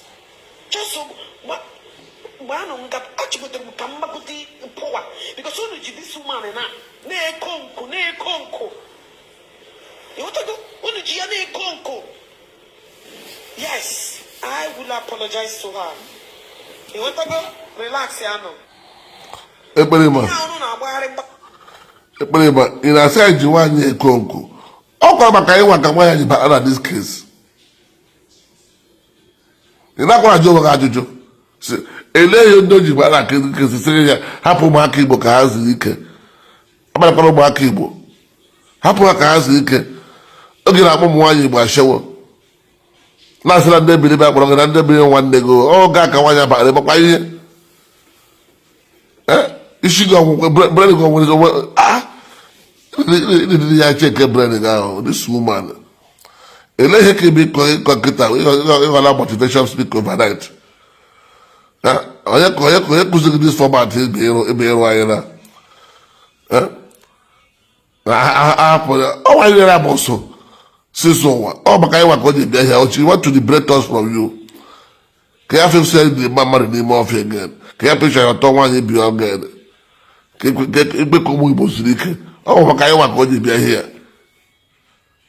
enweghị ahụ ya mana justice wụ ahụ ya mmadụ gbagara ahụ ya mana justice gịna ekwugheri ọ bụ igbu ọgụ ga-akparịwazi ya na ezinụlọ ya so nwe ihe ọ ga-eme ịfụtakwa gị si ịgbara ya kpọọ ECOWAS na hafa na ọgbara ya hafa gịnị na-eme na ebewara kọt today na ebe ha kọt ikpegbu ya na first one ịgakwa ichekwa ikpegbu ya na second one bịara ebe ekpegburu ya n'ihu anyị ka anyị dị shọn ikpegbu since gị na-agba ọsọ mana ọsọ ịgbaga wee ndị mmadụ iwe Ogechi ka gwa gị ọsọ ịgbaga wee millions of people iwe gịnị ka gwa gị millions of people ya ebe millions of people na-ewere gị iwe n'ọsọ ị na-agba people are not happy n'ọsọ ị na-agba. It's a very serious touching, especially on your brand side. Any iju ukwu egbe sụọ gị isi ebe brand ga sụọ ya gbara ma that place ma ọ ga-emeghe ka ịmata ihe ka tọchọ gị ezigbo tọchọrị ihe mgbe m dị shọ ya ahụ ọrụ maka tọchọrị ahụghị m na awarụ ka ha hụ ihe dị pọtata ga-eme gị na-asị hapụ ndị a na-hapụ ndị ahụ maka ndị a ka o ji bịa kparịwa ya. She came for these people. So what are you talking about? What's this shame? Because you didn't know that whole criminal. It's okay. Why you made him market? I don't know your man to your job. Because how many turn on to your job? She want to put this in as her them. No, you don't person stop plugging in around social media. Oh, your children. She don't want you to keep on ranting. Keep on blaspheming. What you pushing here? Oh, that's what you wear the power. That's what you spend their money. That's what you got too far. Here the first time in a place open and dog. They confirm go na one karaka. Here the first time in a place open. And here you confirm more. You might have done Thomas. You think say it could be easy for you before. When you go here, no way. You go here, no way. You know, it doesn't know what I'm able. You know, the been on a motor able. Come and dance inside car again because there is no joy. The way you want to talk to now, not to one another, the way you want to talk to, but so wait now and ask them. You go, you know, I'm born, or you're not born, trying ikuwa gbulaga chewe ademma lowa ademma no future we has future now imagine in America imagine Newton we hold him in a now see America every time America now you go Nigeria based prison woman Nigeria bears a prisoner. And I said, happen naked. That's it, no go walk. Now, after my injustice, now that does you.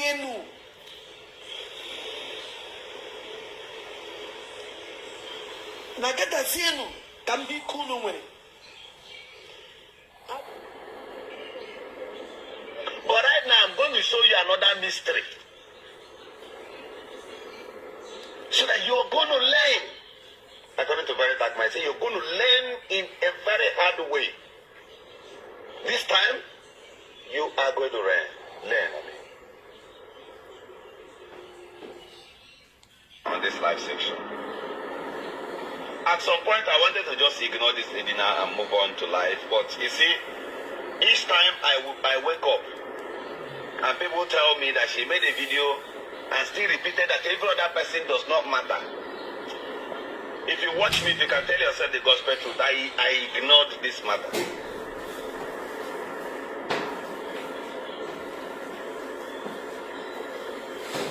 Okay, you are blocked on this page now. Come and get out from here.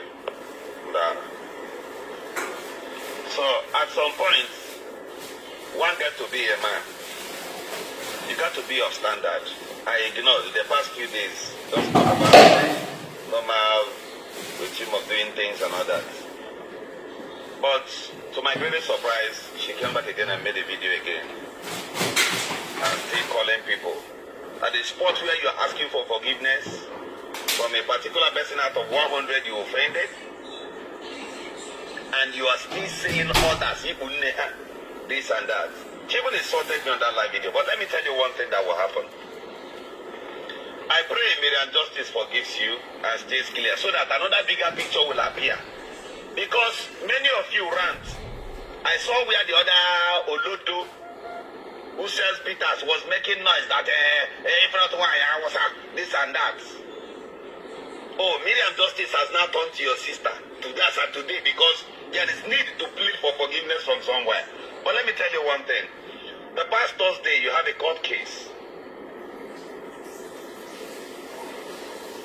You didn't appear at the court. People like us ignored that matter. We ignored it to fuel it. Because that was need to just let you go so that you can go back to your children. The most important thing is your children. Now, I want you to realize one thing here. That woman decided to bet in everything they have is because you tampered their children.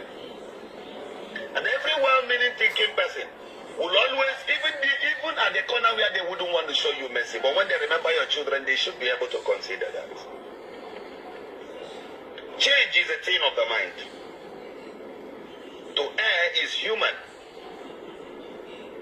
but to forgive is divine. But at the same time, shall one watch you go and say, that's why I tell people, they are the is the character you put up at the pulpit. Oh, Callistus. Now, before I make my videos and say things, know that I have think through, even if it's for 25 minutes. I will think through. Now, I am going to wake the unwakeable for you. This is my video, this is my face. Well, I do. Well, I do. There's no problem, do. I want to buy about I like it. Don't you be the man at all. It will be the man.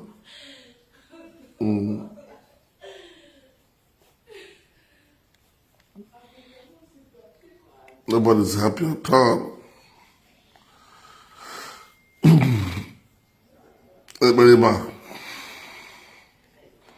Everybody man. Try. I'm out here now.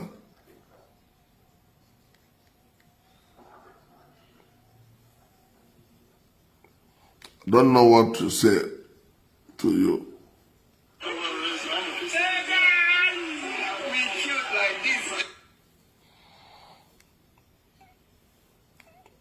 Uno get this video.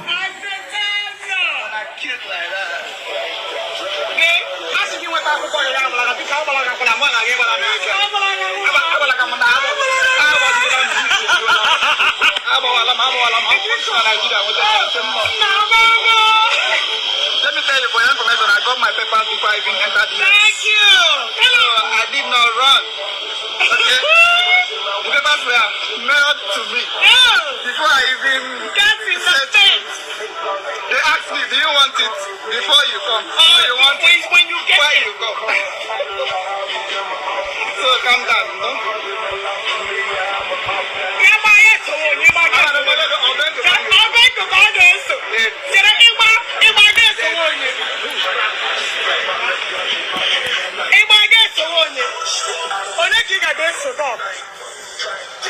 Now, baby, EP mansion. EP mansion.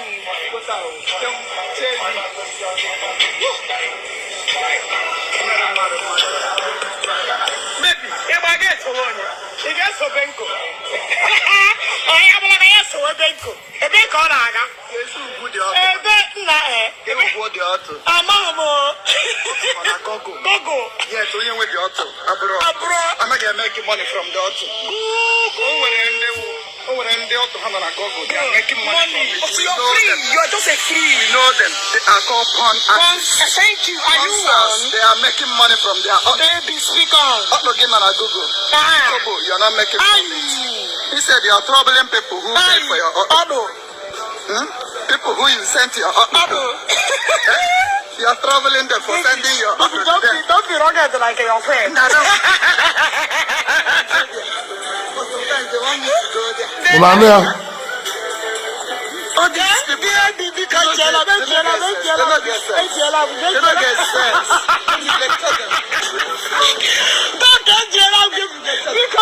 Someone sent in. You sent your and now you turn around again to make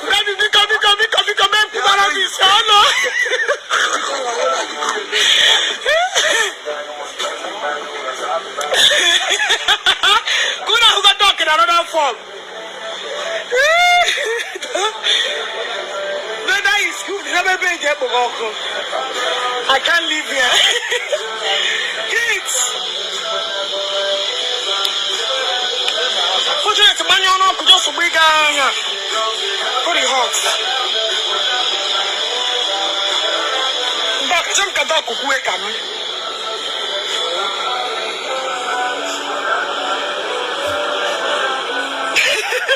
Kasi kapom kapuai pupale. Yeah.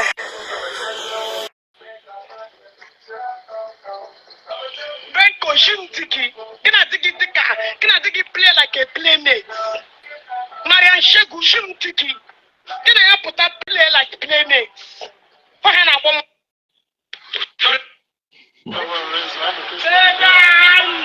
we cute like this, Joe. I tell you. And I cute like that. Okay, kasi kiwa tapo ko ya bala ka ka bala ka pala mana ge bala ka. Bala ka mana.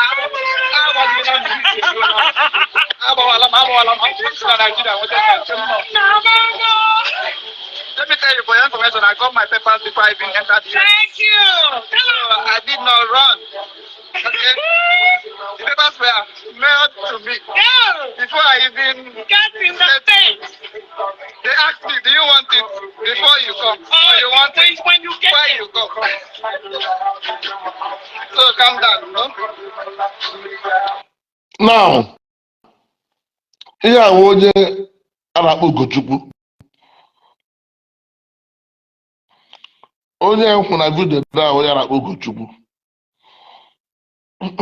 Onye lụ this woman according to the story I na-anụ. Because anọ ndị a ha alụọ. Na Igbo tradition anọ na iri alụ nwaanyị. According to the history, anọ ha na osume ihe lụọ ya. Now, but two of them are living together for years in the state as husband and wife. Now, this particular man Ugochukwu now, they are aware that one year share auto one be on social media. He never condemned it because of American visa. He supported the woman for what she did. And they were proud of that part of video. Now, now, you know, that this man, not a really Igbo man. I want to understand something. Because this man cannot go cut-free. He's part of the struggle. Because, yeah, when it's going when it says, I got to condemn him one year, but the one year, but he's the one supporting her to do all those things she's doing online. This man need to teach lesson too. Because how born around together. I'm gonna get I had the essence, do I hold the way here, Bastarian. But to my hand now, every big bag, but I could do. You need here, you need the attention there. Every time a bag about it, you need the attention there. Because I can't see the reason why. It's when you're your wife. You can't control your wife. Why you ever joy? You cannot tell her that baby this one don't good though. Why did they share her? You could have let go. Condemn why a support to her for that. My social media is because of the American visa through this woman. Then the other one, and they put them as an ambassador. They can ambassador. Yeah, this man, I remember, I mean, they should just start afresh. When I killed like that. Asking what I'm going to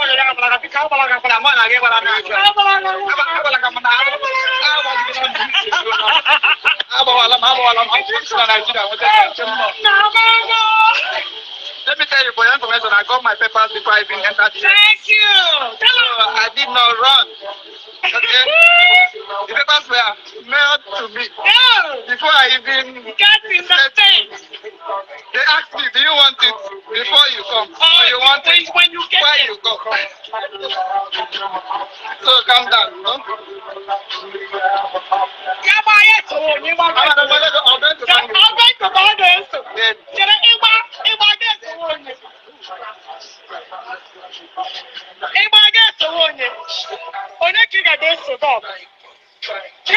Na baby, it be mansion. It be mansion.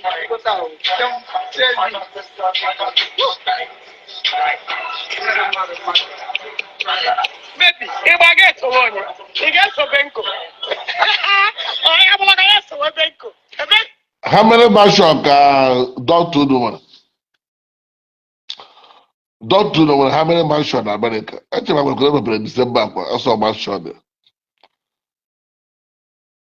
Don't remember investment in a mansion. Mm. I'm a very good idea. Very good idea. Investing in a mansion. Every 2 years, you change a mansion. Make one the Queen invite. Yeah, I draw go around about them on a do it, but I wish. Let us watch this video. Yes,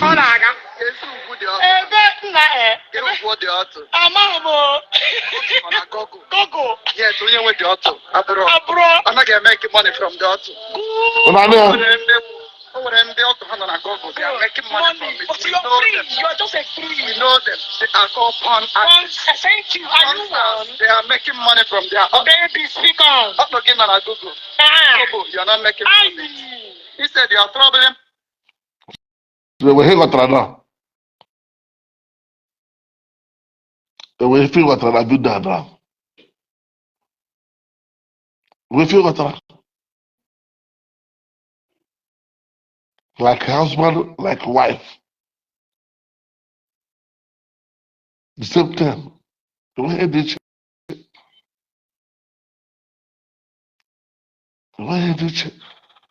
on account because some people don't could over here pretend they like we said don't affect that man in Africa can't. Gujugu. No Africa can't. He's a saga man. What you see? And the Kachibeko actually hear my head. Now these people for Yobo still every time I Puruha. Still every time I Puruha. Before my man got a party they could fortunate but it's a picture to prepare to got a party so have my body. So have my body. I don't know why that let them on the body. That's what you're gonna do. They poison you one day. Move for me. Look at the day they put now. Now some people don't want to go to the jail make ego. They go and get free. Imagine. Go there they put. Go there they put here.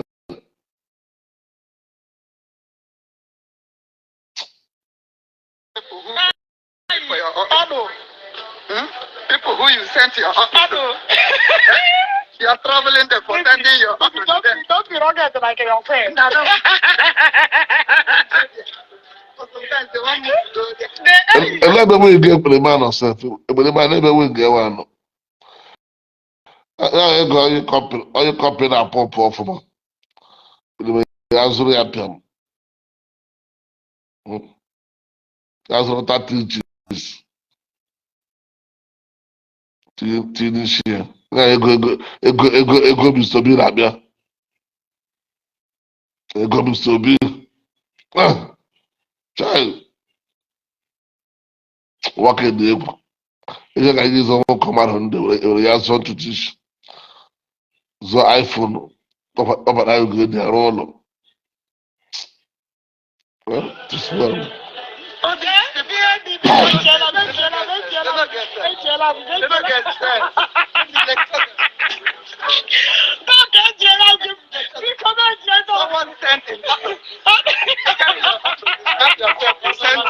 You sent your husband by yourself. And now you turn around again to make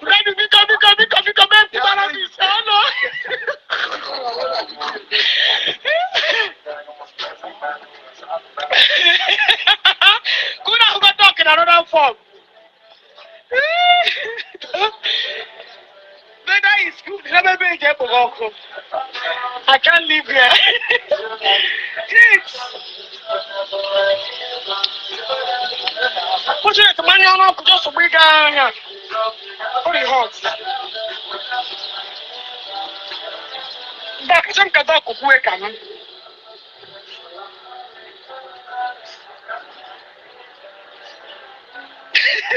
Fuck, I should help him come work.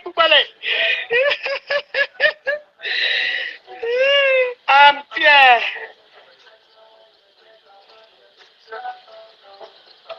Benko Shimtiki. Can I play like a playmate? Marian Shegu Shimtiki. Can I put up play like playmate? Good. Now I don't take capture now.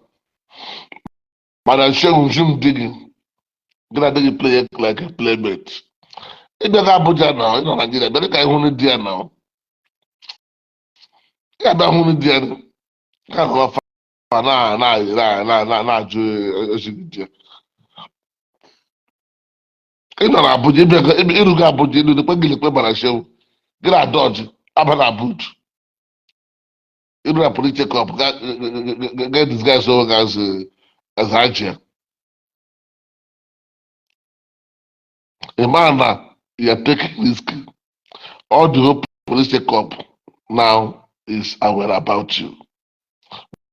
With onye na-ebuga na moto adọji onye aka ebe ya na-abara onye ahụ na-ebuga na moto onye ahụ ka m na-emere ebere because the day I can stop unu abụọ mee call asụ na ọhụrụ nwadị ha the same punishment ị na-enweta the same punishment onye ahụ na-ebuga na moto ga-enweta no matter how contact onye ahụ bụ n'ụwa onye ahụ ga-alafe ije ahụ because people now adịghị ready nwee problem maka gị nwa onye ọbụla nwere problem maka gị nwa onye ahụ ka ekesi ebere gịnị fụrụ ọkpọrọ ị na-awa anya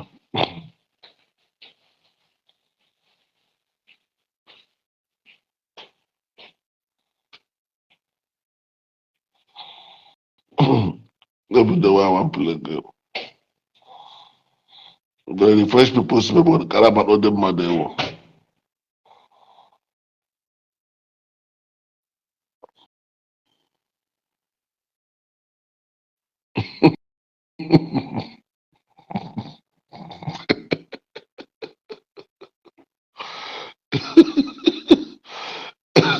na picture na tụcha watch I too like this picture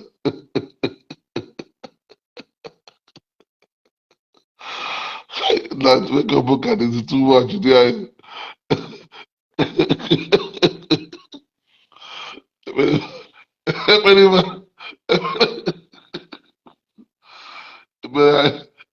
my connection na kita na top hi mo kwa ana basi video 3 times a day ị ga-amụ amụ ihe na basi video 3 times a day to show that the connection na top ọ na top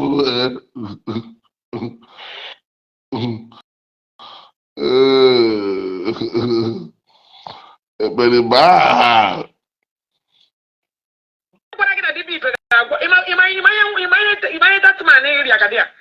looking at that man, who is example, EDP one and one cost more problem. I want to you don't have money. That's why you did not go to a very good hospital to cure your husband. You may go to the doctor and couldn't get a deposit first of all. After doctor watches that's an email go to the doctor and now get deposit so far before anywhere treatment. Huh? Yeah, but we be still be. Okay, we be still be the. It will tell about the woman. See the way she's talking to the woman.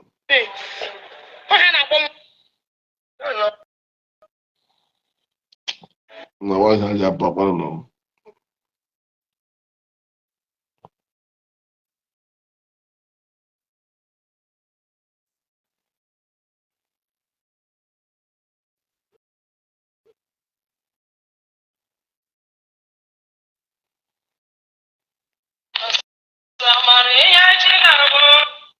Your sins will never be forgotten. It shall be remembered before every minute and every hour seconds.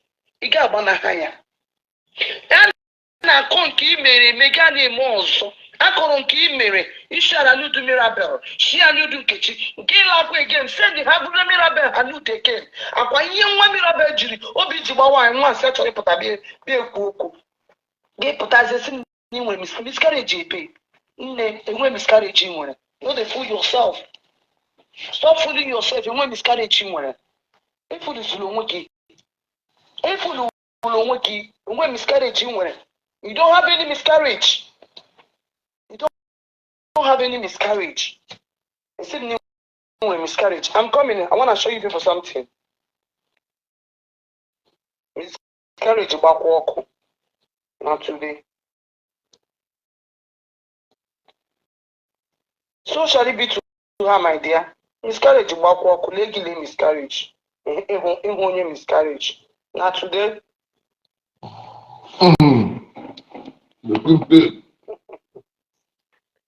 Chineke. Ashi juru go ọnụ. Ashi no go n'ọnụ n'ụwa.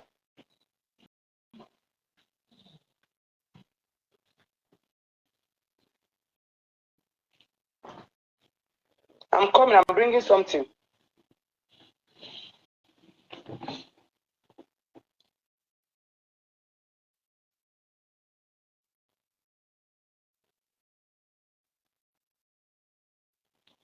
After that, do fast now. Okay, you I'm coming. know. Time I don't know. I say, come, Grand Sokoto.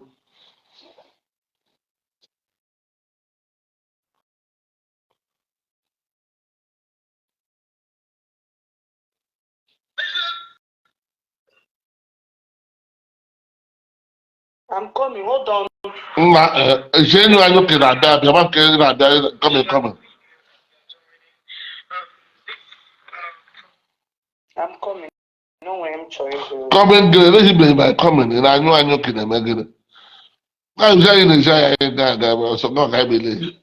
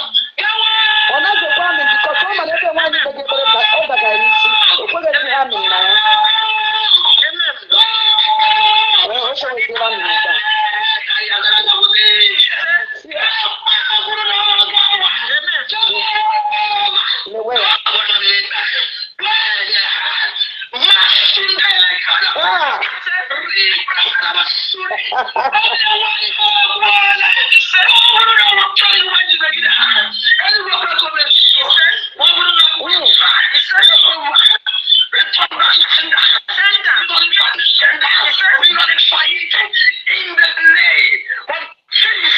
Amen. Yes. So shall it be. Yeah, kwa Sunday. This video na kwa Sunday kind of. Onye bu afọ ime 3 plates n'afọ. Onye bu afọ ime 3 plates. Onye tia dị ime. Onye dị ime. Onye dị ime na act all these things. Onye dị ime na act all these things. I'm coming. Be watching. I'm doing another video. Onye tia dị ime.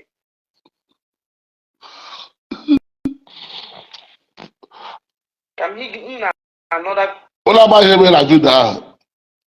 What video? Okay, that woman in the I say, you come Ogechi Okeke He can't be player. Ogechi Arazi can play Ogechi the name is the show too. You come Ogechi Okeke Can play show too. Nah, hey, Eberiba, Chai, in the bad, Of only demon. Oh God of mercy. Person we carry belle. Now today we dey see pregnancy. Ọta ka anyị hụ na afọ ime. Ọta ka anyị na afọ ime lụwarala. Ọta ka anyị na afọ ime lụwarala. Ga nwune. Ọta ka anyị na afọ ime na-alụ.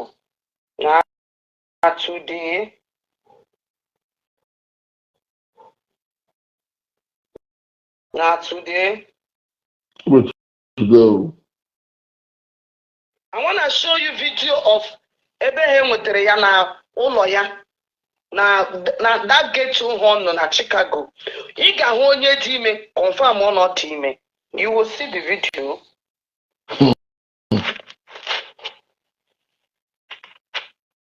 Just be watching. Okay. Lekwa ya ka ọ na-aga. Are you seeing onye dị ime? I want to play it again. The people which I have a yard there called a cafe. You can hear.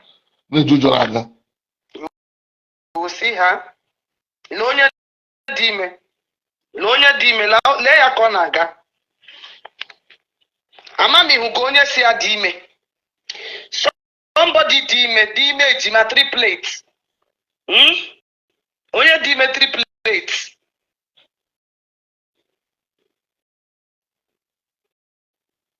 Just now watch here.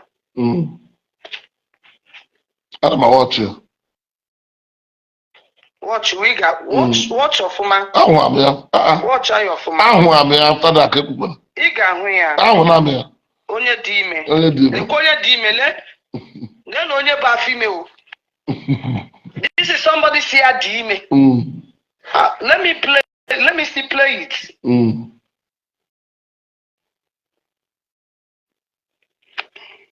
Type whatever. Type I don't know.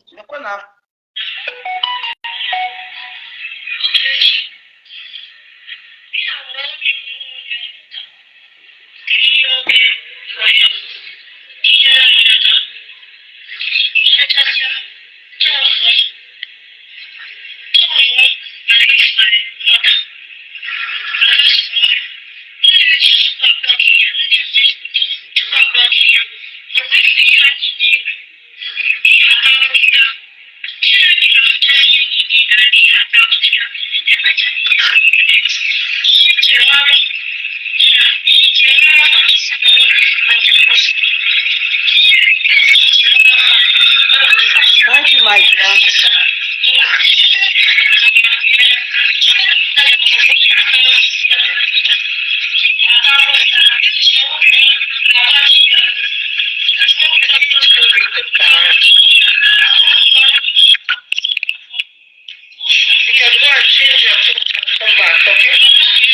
Change your name and come back as you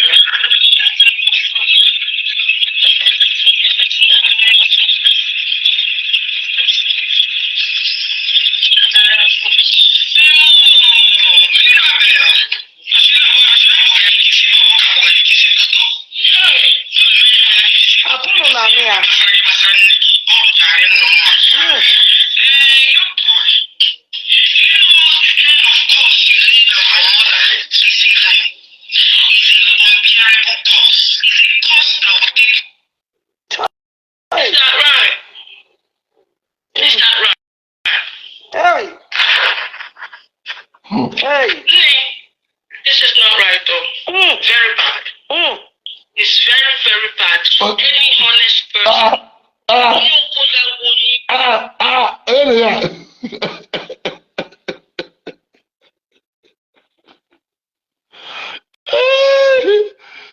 My darling. I'm going, my darling. Gini darling. Oh, Gini, yeah. What about ha?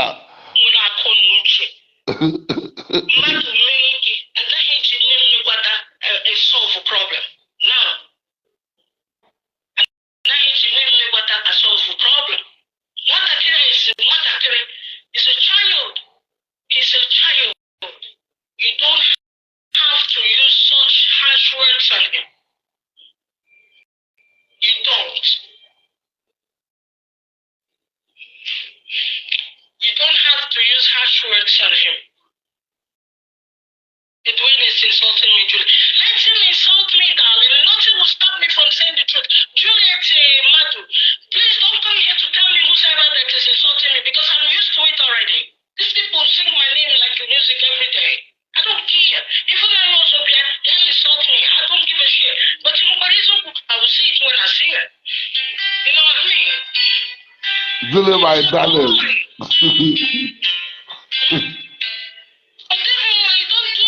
You don't do that even to your worst enemy, man. You're right, you're right. Yeah, we're going to focus on that.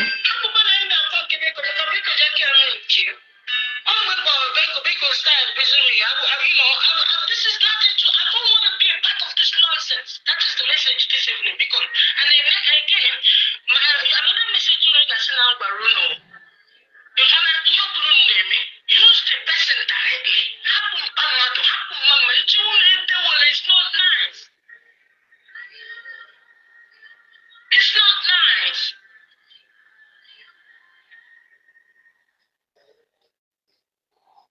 Let it when it shot me. Anybody can call me. I'm not human traffic. Human traffic. Now I'm going to Singapore for 21 million. I'm still alive and living. Even the 20 better than anything. I want peace of mind. I don't want anybody sending me any video to provoke me. This person that sent me this video to you just ruined my day. You ruined my whole day today. Okay? And I'm watching it. That will make me a bad person. God will punish me if I see this and keep quiet. No matter how lawyer with the person directly.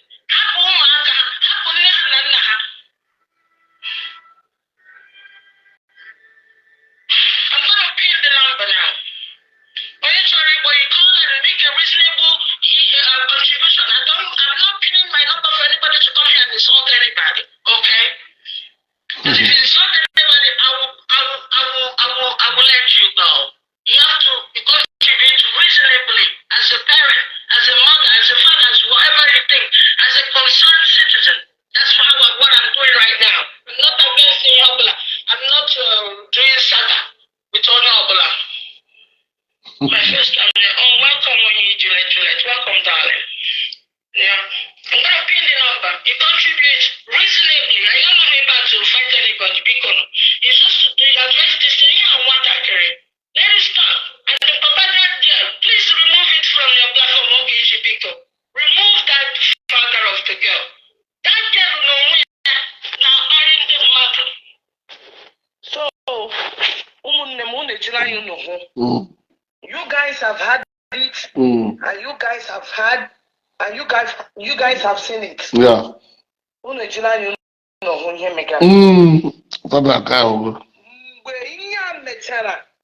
God bless Juliago. Chineke gozie for the truth you stand. Chineke gozie.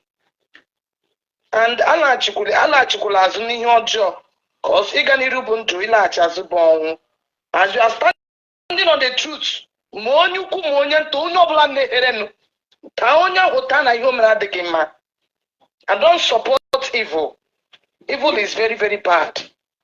Evil with your child, don't support evil. I really love the way you took a bold step. You summon courage. It will only take God to give one a strength and power as a follower of Ogechi to come out and address her this way.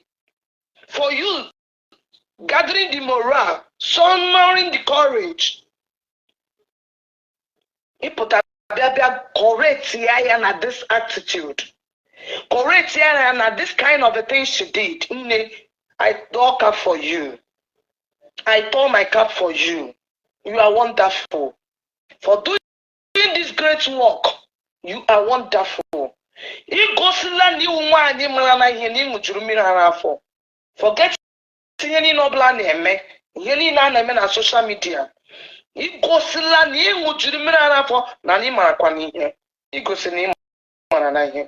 God bless you for this your good work you did. And you can go necessarily. Nobody will insult you.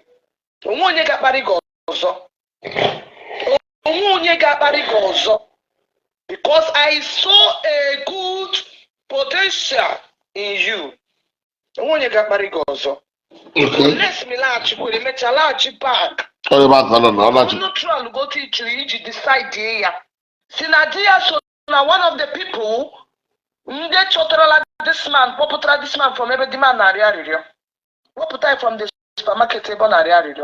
Igbo community chotara the man ụlọ tọrọ ya ego. Lekwe ekperima ihe nọ na-apụ ya n'ọnụ. Lekwe ihe ekperima nọ na-akụ iri. Mpaya we professor. Ima no we professor, you lied against him, no reprogi. Oh! Oh! Let me show a picture. For those of you that want to come here and talk rubbish, that I'm calling a woman, no matter what the woman did to you, you will not curse her for not bearing a child. Because who now the level of a woman, who now the level of women go through.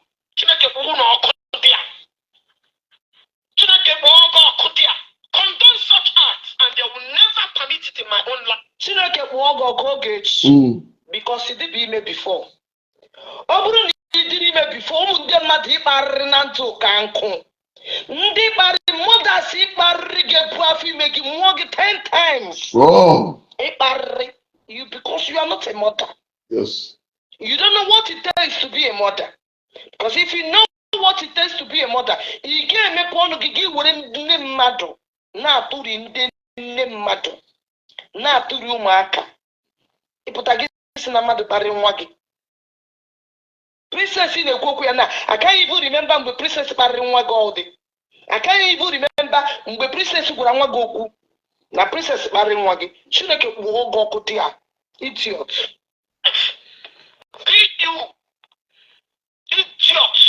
Idiot. Let somebody wake up and curse your children. Oh, nobody go boom my say. How you will feel? Oh, my say, I am now. Kill you there. I am. Idiot. Oh, madam, say who na go get Barigazi. Now. Na Kubo Galama Jirina Uzumu, madam, say who. Continue. Chineke ga borila goku. Ika egini metramo waga gaswa logi. Oh, he begin now. Oh, he begin now. On your ship. You go nowhere. When I'm trying. Make it up again. After knocking is very funny. Make it was swallow you. You make 3 plates of rice. You make 3 plates of rice and you make 3.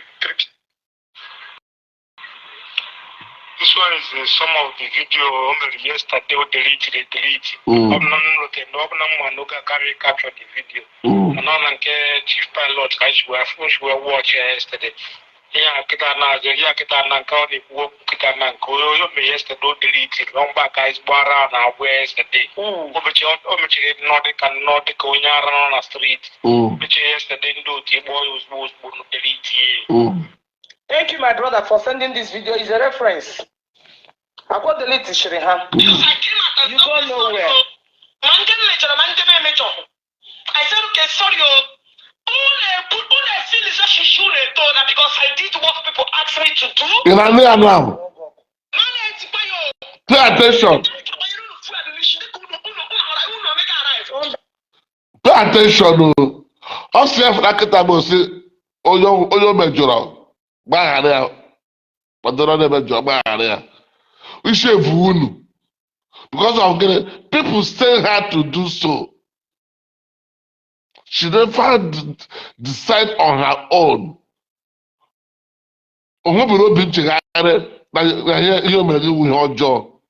She never believe ihe o mere gị wụ ihe ọjọọ. People force ya oge go and do apology to Manashewu. Ka mara ma ga-esi ebe a bido yọwa ihe a. That's one thing about some people. I been asking Manashewu emego peace with Ogechi. Manashewu ụmụaka onye nọ here ọma ihe meghe resist. Ọma ahụ follow the struggle right from the one to now. Ọ gbara nwaanyị a awụ onye gere na-echegharị echegharị. Asụsụ megere ụlọ akpọsịrị ụmụ Manashewu ahụ Manashewu awụ nwaanyị na-ekwucha fụfụcha asụ jara asụ ahụ mba. Ụlọ akpọsịrị ahụ ọ nọ treatment oji ha ahụ. Oji ha ahụ. Ọ bụ ihe ọ na-eme na-echezi ka nwaanyị abịa Abuja ka ha abụọ megide settle this matter na Abuja. Period. Ahụbere nwaanyị kechiri obi ka Manashewu. O kechiri obi gbachisi obi ya niile lufe oke.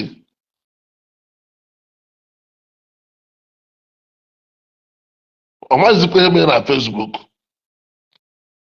Also, some people na-abịa ịgara bọs ya kịta asị ndị otu ekpere ma ejiri apology letter jiri bọs nwaanyị peji ewa asị ga dị ịbọs ya na-acha meseji apology letter adịkwara ka ọ mepee emepe adịkwara ka ọ gụwa ma Judas Don ha ma fortunately egbe ekele all of them edejuru ha na-ede buko mana agbagharazi anyị buko ekpere ka iwe na-eme anyị buko anyị chekwara ndị Igbo buko anyị na-anyekwa gị a na-ede apology letter every day. Onye ga-ede apology letter ọ na-agụ ya agụ all of them ma kapụga ka efu kidney problem o dejula everywhere a na-ezusugarị. Onye gbara anụ na the page ọma dịbi na that page o dere ihe mgbe no say abịa dịbi for that page wey una dey write all this apology letter I dey read una message dey laugh. I dey read una message I dey catch cruise with my message. Sometimes I go reply I go say okay no problem I will settle with her. Only come for the back way on phone. Queen, she said she could settle with you. She don't accept. Screenshot yeah, I told you don't know.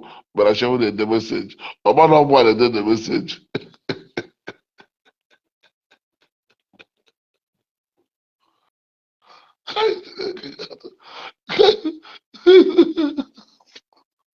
About no more than reply.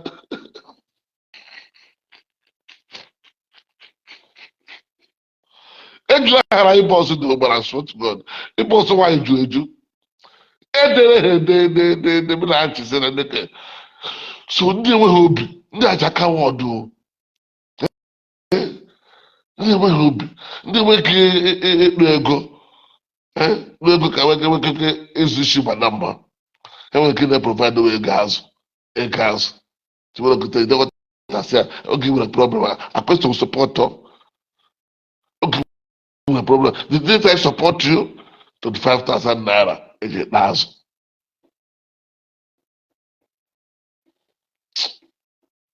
That I could preach on. Ashawo.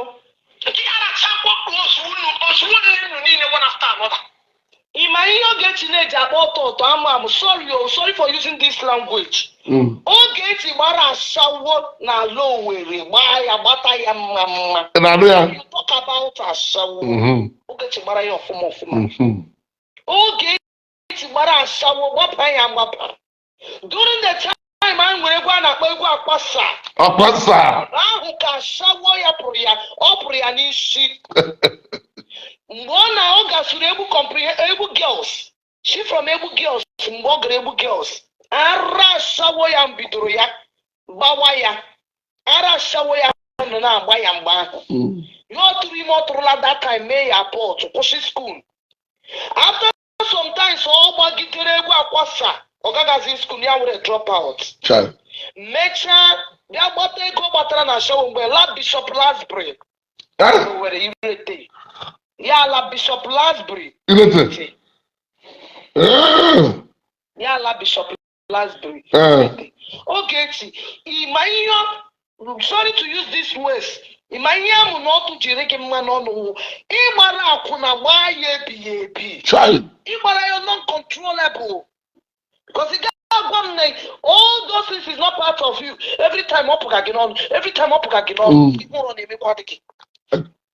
It's a magic after that. I just said, Mom.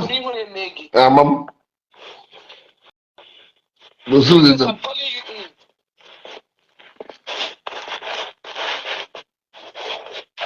in. I thought this thing was miscarriage. That's a miscarriage. I'm here.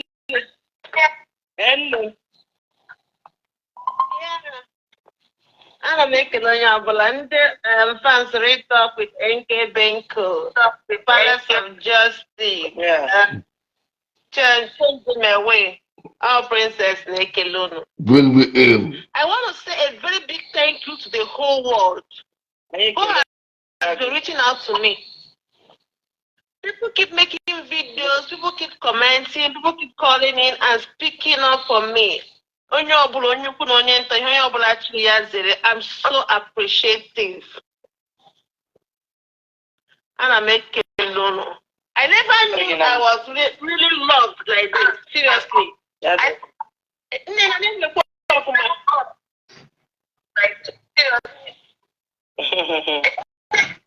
never knew I was really loved. I never knew I was doing something right. People are behind you, people know they are doing something right.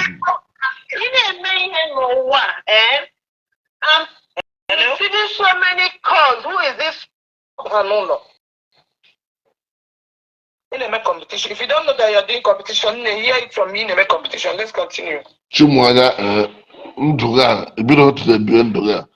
If John program man, Gakawa Hera de Man, the Edge Wagon, Kowake. He's already focused for him, Columbia. Gakawa Hera when he should know. Get a bit to themselves. Because you see, as one cosplay that video now, we do so much they do.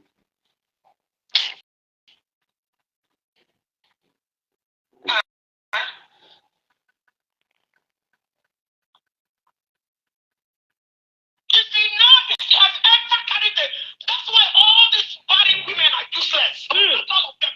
The ones that Ogechi, for you calling our fellow women, married women are useless. Ogechi are useless forever. For you opening your stinking mouth, calling any woman barren women, and on top of it, these all barren women are stupid. Ogechi are stupid. Ogechi, you are stupid, and you will remain stupid in life. For you opening this your stinking mouth, calling our women barren women, and also calling them, no wonder the barren women are stupid. Ogechi are stupid. You are stupid. Let's continue. not all of them, I'm not referring to all of the people that are looking for the front to carry you to your shoulder. Possible. Nobody should tell me anything here because don't tell me because nobody has ever come out and let us tell your children. If you don't love your mother, I appreciate my mom so much. I've never let go from her mother. I don't know who her mother is. Every day, my children, my mother. My children, my mother. Why?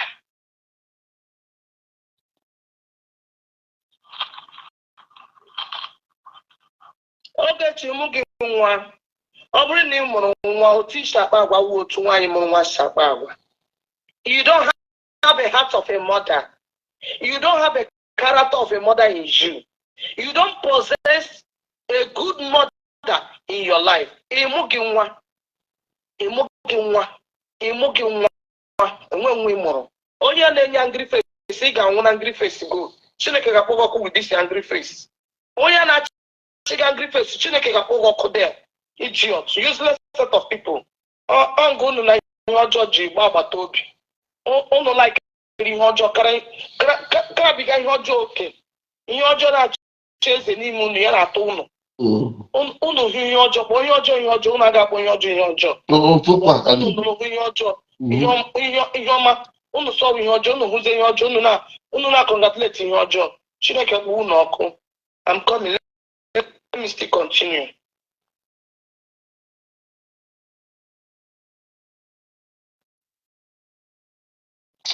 In our women, no. In our women, some bad women are stupid. You are very stupid. If you don't know it, you are stupid. You are more than stupid. I'm coming.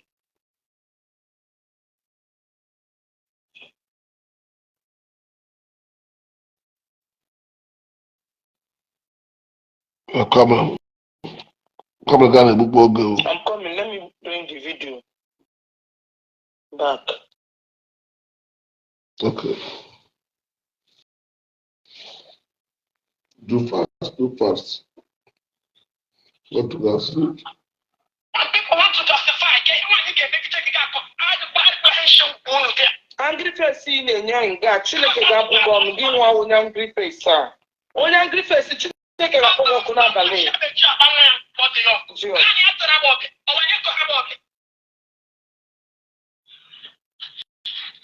Ogechi ịtụrụ agbọbịa toshie ịtụrụ agbọbịa gbata akwụna mma ọkwa na ihe osile gị n'ọnụ pụọ si ịtụrụ agbọbịa ịgbara ya wụrụ akwụna gbachie ọfụma ịtụrụ agbọbịa ịga ya na njọ ịgbazara agbaza ihe mere gị ya wu mmadụ sitere n'oge susume onye gbagagara ara gara agbagide gị dagwa ụwa agwụ.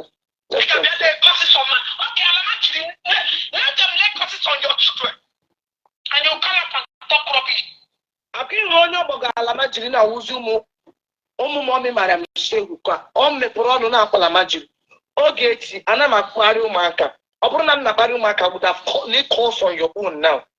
Akara m ịkpọ ụmụ gị alama jiri but shame on you with this to motherhood. Ma gị bụ onye angry face ga-anwụ ọnwụ ike nga onye na-enye angry face ga-ala n'iyi. I will play the videos, don't worry. I will play the videos so that you know this girl will not, this old barren, wombless woman can never go without laying custody of my children.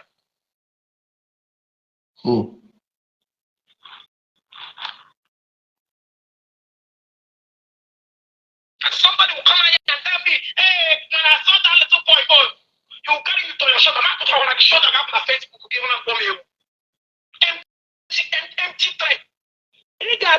Anyị ga-akụda gị soda ke gị Chineke kwụọ ụgwọ ọkụ. Anyị ga-akụda gị soda ke gị because imeghere ndị rie aha. A lot of people imeghere ka nkụ. Ndị meghere awụdịdị 100. Oromata.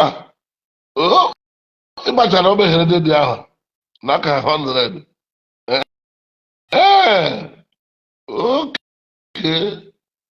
I don't see all your manashewu, so manashewu call your wicked free. Una agbe so your so manashewu. Akọ ba ina na Chike. Ịgbachara nwanyị ahụ onye ochi na bara Chike because of 200,000 in online. A couple. You see, because of money, because of love of money, Kiji le ibugi. Give after that, you boogie. They could see them making home. Abashara also. Because of getting Otushi may revise. Jail a criminal in a month, well, one of a criminal. Condemn many things, so many. Get yourself up as the madam. Because of a ghost notion or that. Somebody can do anything for your life. Now you we are benefits. Now if one or not, body or really one by one. I like the same around here now. The question now. Kizebino, can you rescue her? You want to work also. You want the first person actually. Sure, 2 years ago. I don't know what you know. I don't know what you say. I told you to also to share boss.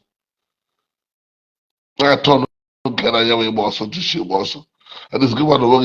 It must go the whole also attacking a village.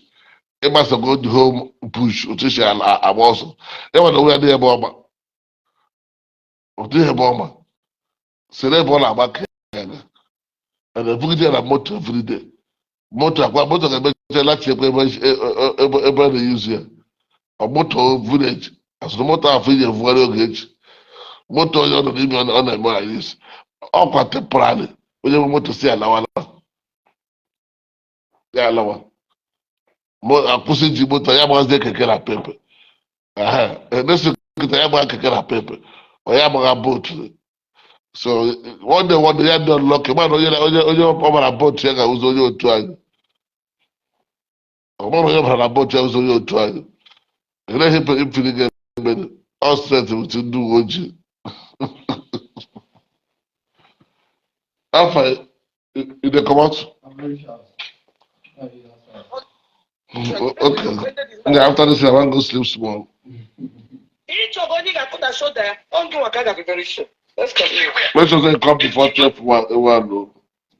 Make we round up. Let someone come and lay curses on your children. Let someone come out and say that your children your mother will die. If you love your mother so much, and let someone come and try it on your head. Only on your sorry. If I can put on a video, I will majority of the video and get this up, I will play it. And when him with princess in the room will get calls in this platform, the need mayor. Princess has never done that.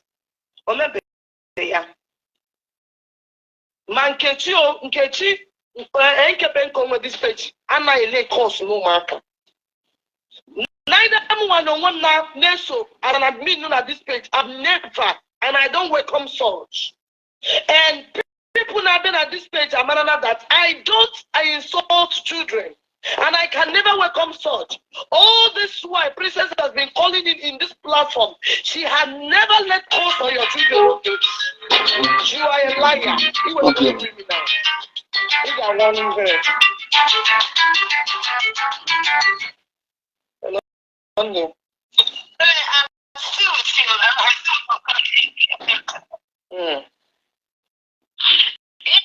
I'm a princess and I call back. You understand the Ogechi? Your mom will not know this grace. Never will not allow me to do this on social media. Never. I'm not blood of the truth. Will never allow this child to get engaged in this. I'm telling you. People don't know how my problem started with you. And when that first insulted me, and you're lying. I called your mom because I heard that woman in Canada crying. I came out because it might be my mother tomorrow.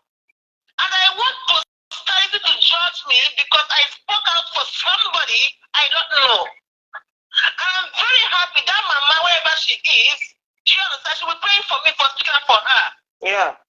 I've never, for one day, spoken to her on phone. She doesn't have my contact. I've not spoken with her.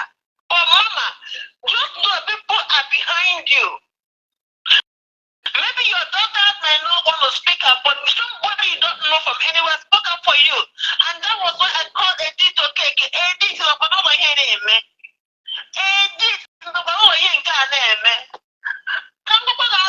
all of us are party, but I ain't travel about I know I know. But I am married, does not mean my mom cannot bend your leg. Yeah.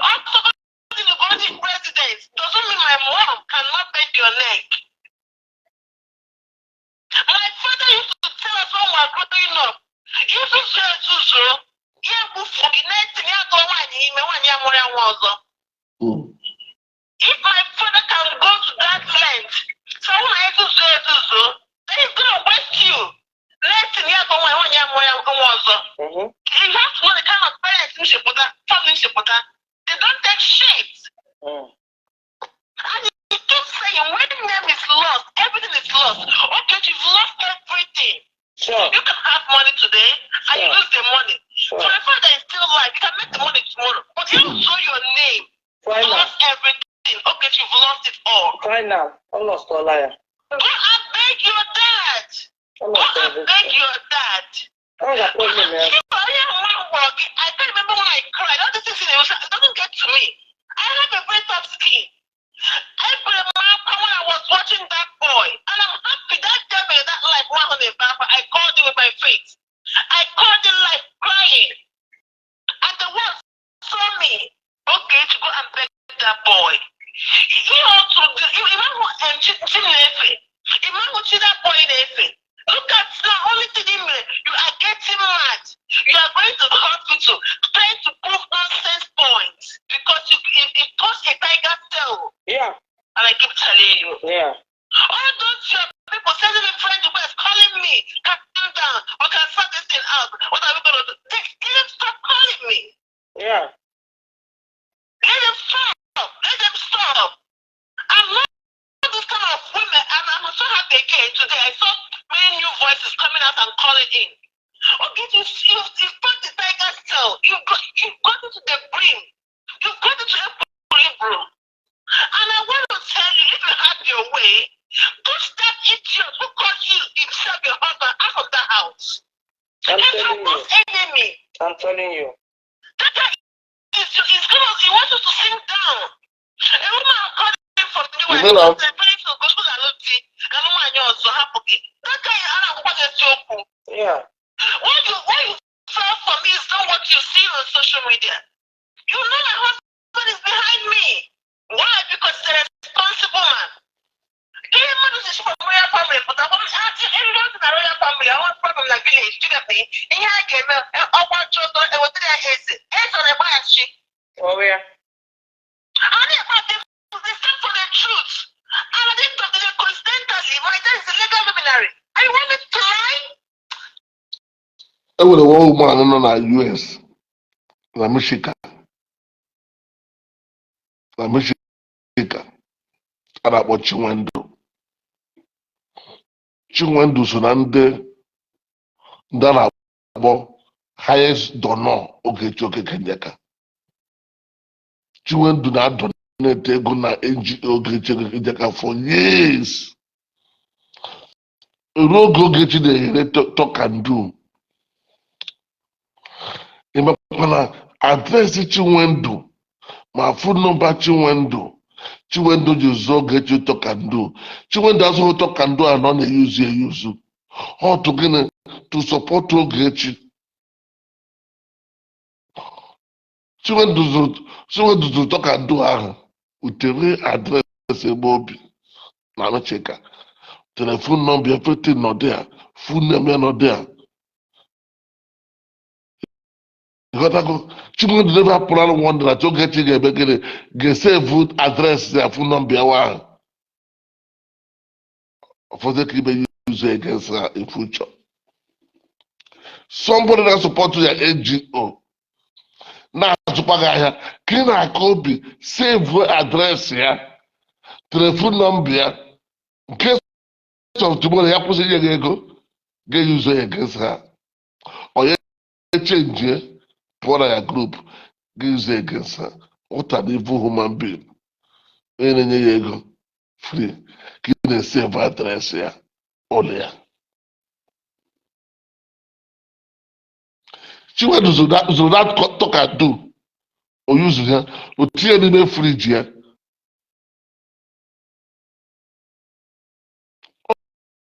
She didn't use it. Oh, you dear man.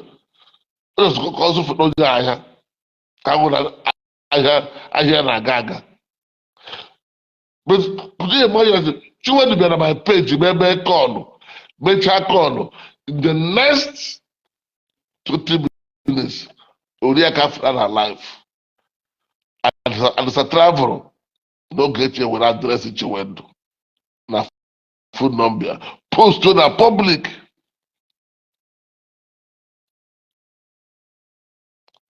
But here was offense. But here was very, very big offense. Ni post a full address about with number na online. Yes, look I had. Get post about the live video. People begin to call this woman that day. Why phone one day? Para. Yeah, we know Nigeria when security. What do you expect? Is go do shows up. Yeah, address a boy, I be changing so yeah, hush. Lucky Chiwendu there, I come back on America. Still, Chiwendu need to change a house. Chiwendu change your own law, change the phone number because of Ogechi Okeke Njaka. Spend a lot of money. House saga. That's why the saga. It was address a battle. And the phone number is online. Or saga. So each one now, Chiwendu. Fedakita be de petition maka ihe Ogechi mere na Chiwendu mere ihe ọjọọ. Ọsanụ am sị nwere ndị na-ekwe many petition n'aka ha nkụ. Okwe ndị na-achọ ka ejiri onye ochie a ka ha bịa dị a mede their own petition. Aka ha nkụ. Akwa oge eji jere ụnụ sọ wee Ebuka Obi ji jere na onye nwa ji jere. Akwa Ebuka Obi si aka ya pụrụ na kesi jere. Gịnị mezi jere ji fara mere? Gịnị mere ichere ji fara mere? Nke na akpara akpọ love is happiness. Not by this time.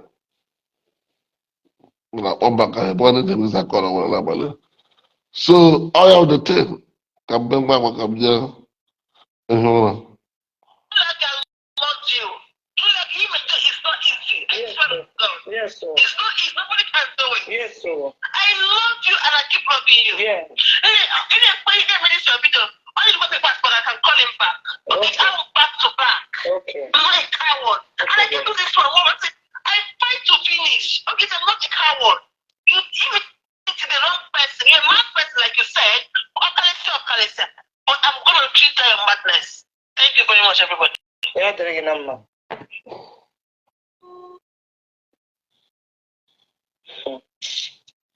This lady has stepped into what she cannot be able to see in her lifetime. You will see like this your eyes. I don't know what I'm competing with this girl. No, this parent woman. I don't know what I'm competing with her. Even if you want to show your anger, baby, you don't like what is not transpired between me and the Ugu. You should go in a normal way. Every time with my children. Why? Who the heck are you? You never working for years. Onye Ogechi onye na-akọ mmadụ nwa ịmụbeterela ihe edewere gị n'ụlọ na nwa ihe ịkpọrọ la dewe n'ụlọ gị na nne gị bi na Ogechi si amụrụ ụmụ nnọọ. Ogechi si amụrụ ụmụ nnọọ. The only person who should have angel. Get out for my boy. I don't get that for my boy. The rest who and Abo almost snake. Yeah, but this was the change inside the guys, why don't you show you say angel or angel common? And this is still guy last one, okay? Because the last one they ever Abo. Oh, Abo common.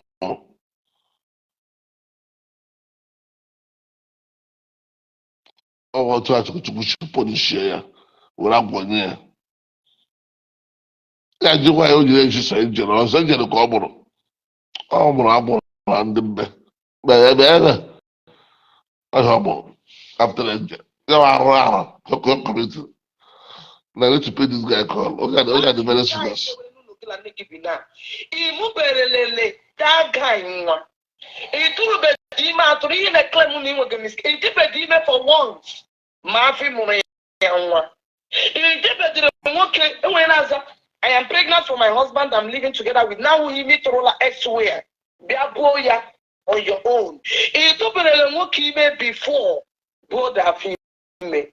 Then gwazem ihe mere ginne. You a shameless human being. Let's continue.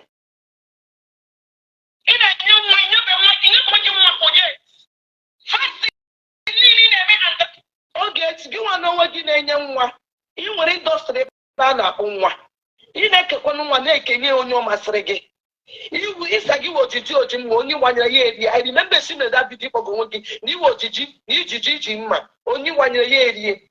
Ị na-enye nwa ị nwere indọstrị ebe a na-akpụ nwa gịnị mere nyebe isi Ugochukwu nwa kedu ihe mere nyebe Ugochukwu nwa for how many months now, for how long that guy came to America? Onye ojiji jide mma onye we na ya erie. What stops you not to give him a child? Ebe mụrụ onye ịgwa nwaanyị ibe gị na ọ dịghị ime ọwụ blessed woman ọwụ nke ọzọ. Gịnị stop gị not to give that guy nwa? You are shameless human being. And everywhere what happened? It had been cost the one side and deliver. Now we jam okay. Now we jam your own. Then I'm going to check it was true more there.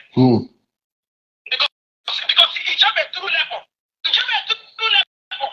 Class female of our to idiots. Talk about the struggles one there.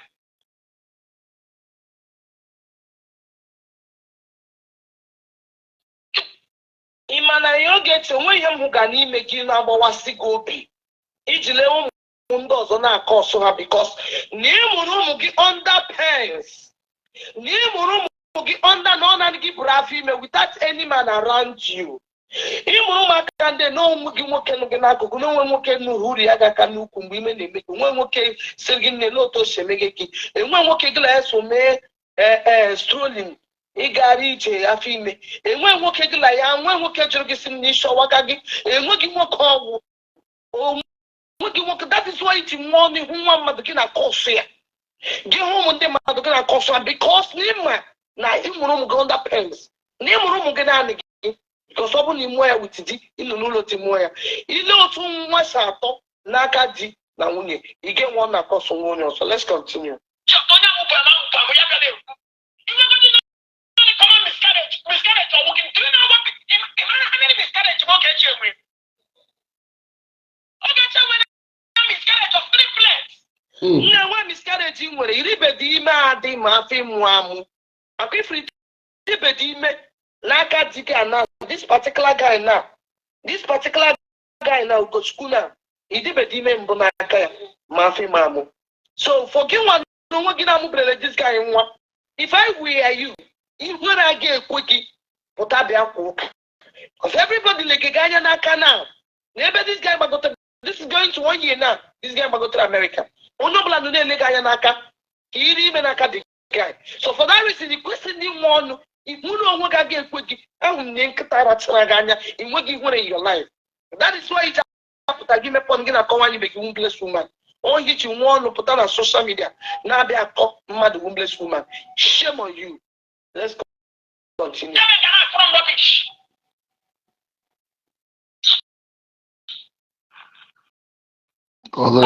Thank you for watching this video. Please subscribe on this channel, share this video, like, comment, drop your thoughts in the comment section, subscribe and share. Thank you for watching.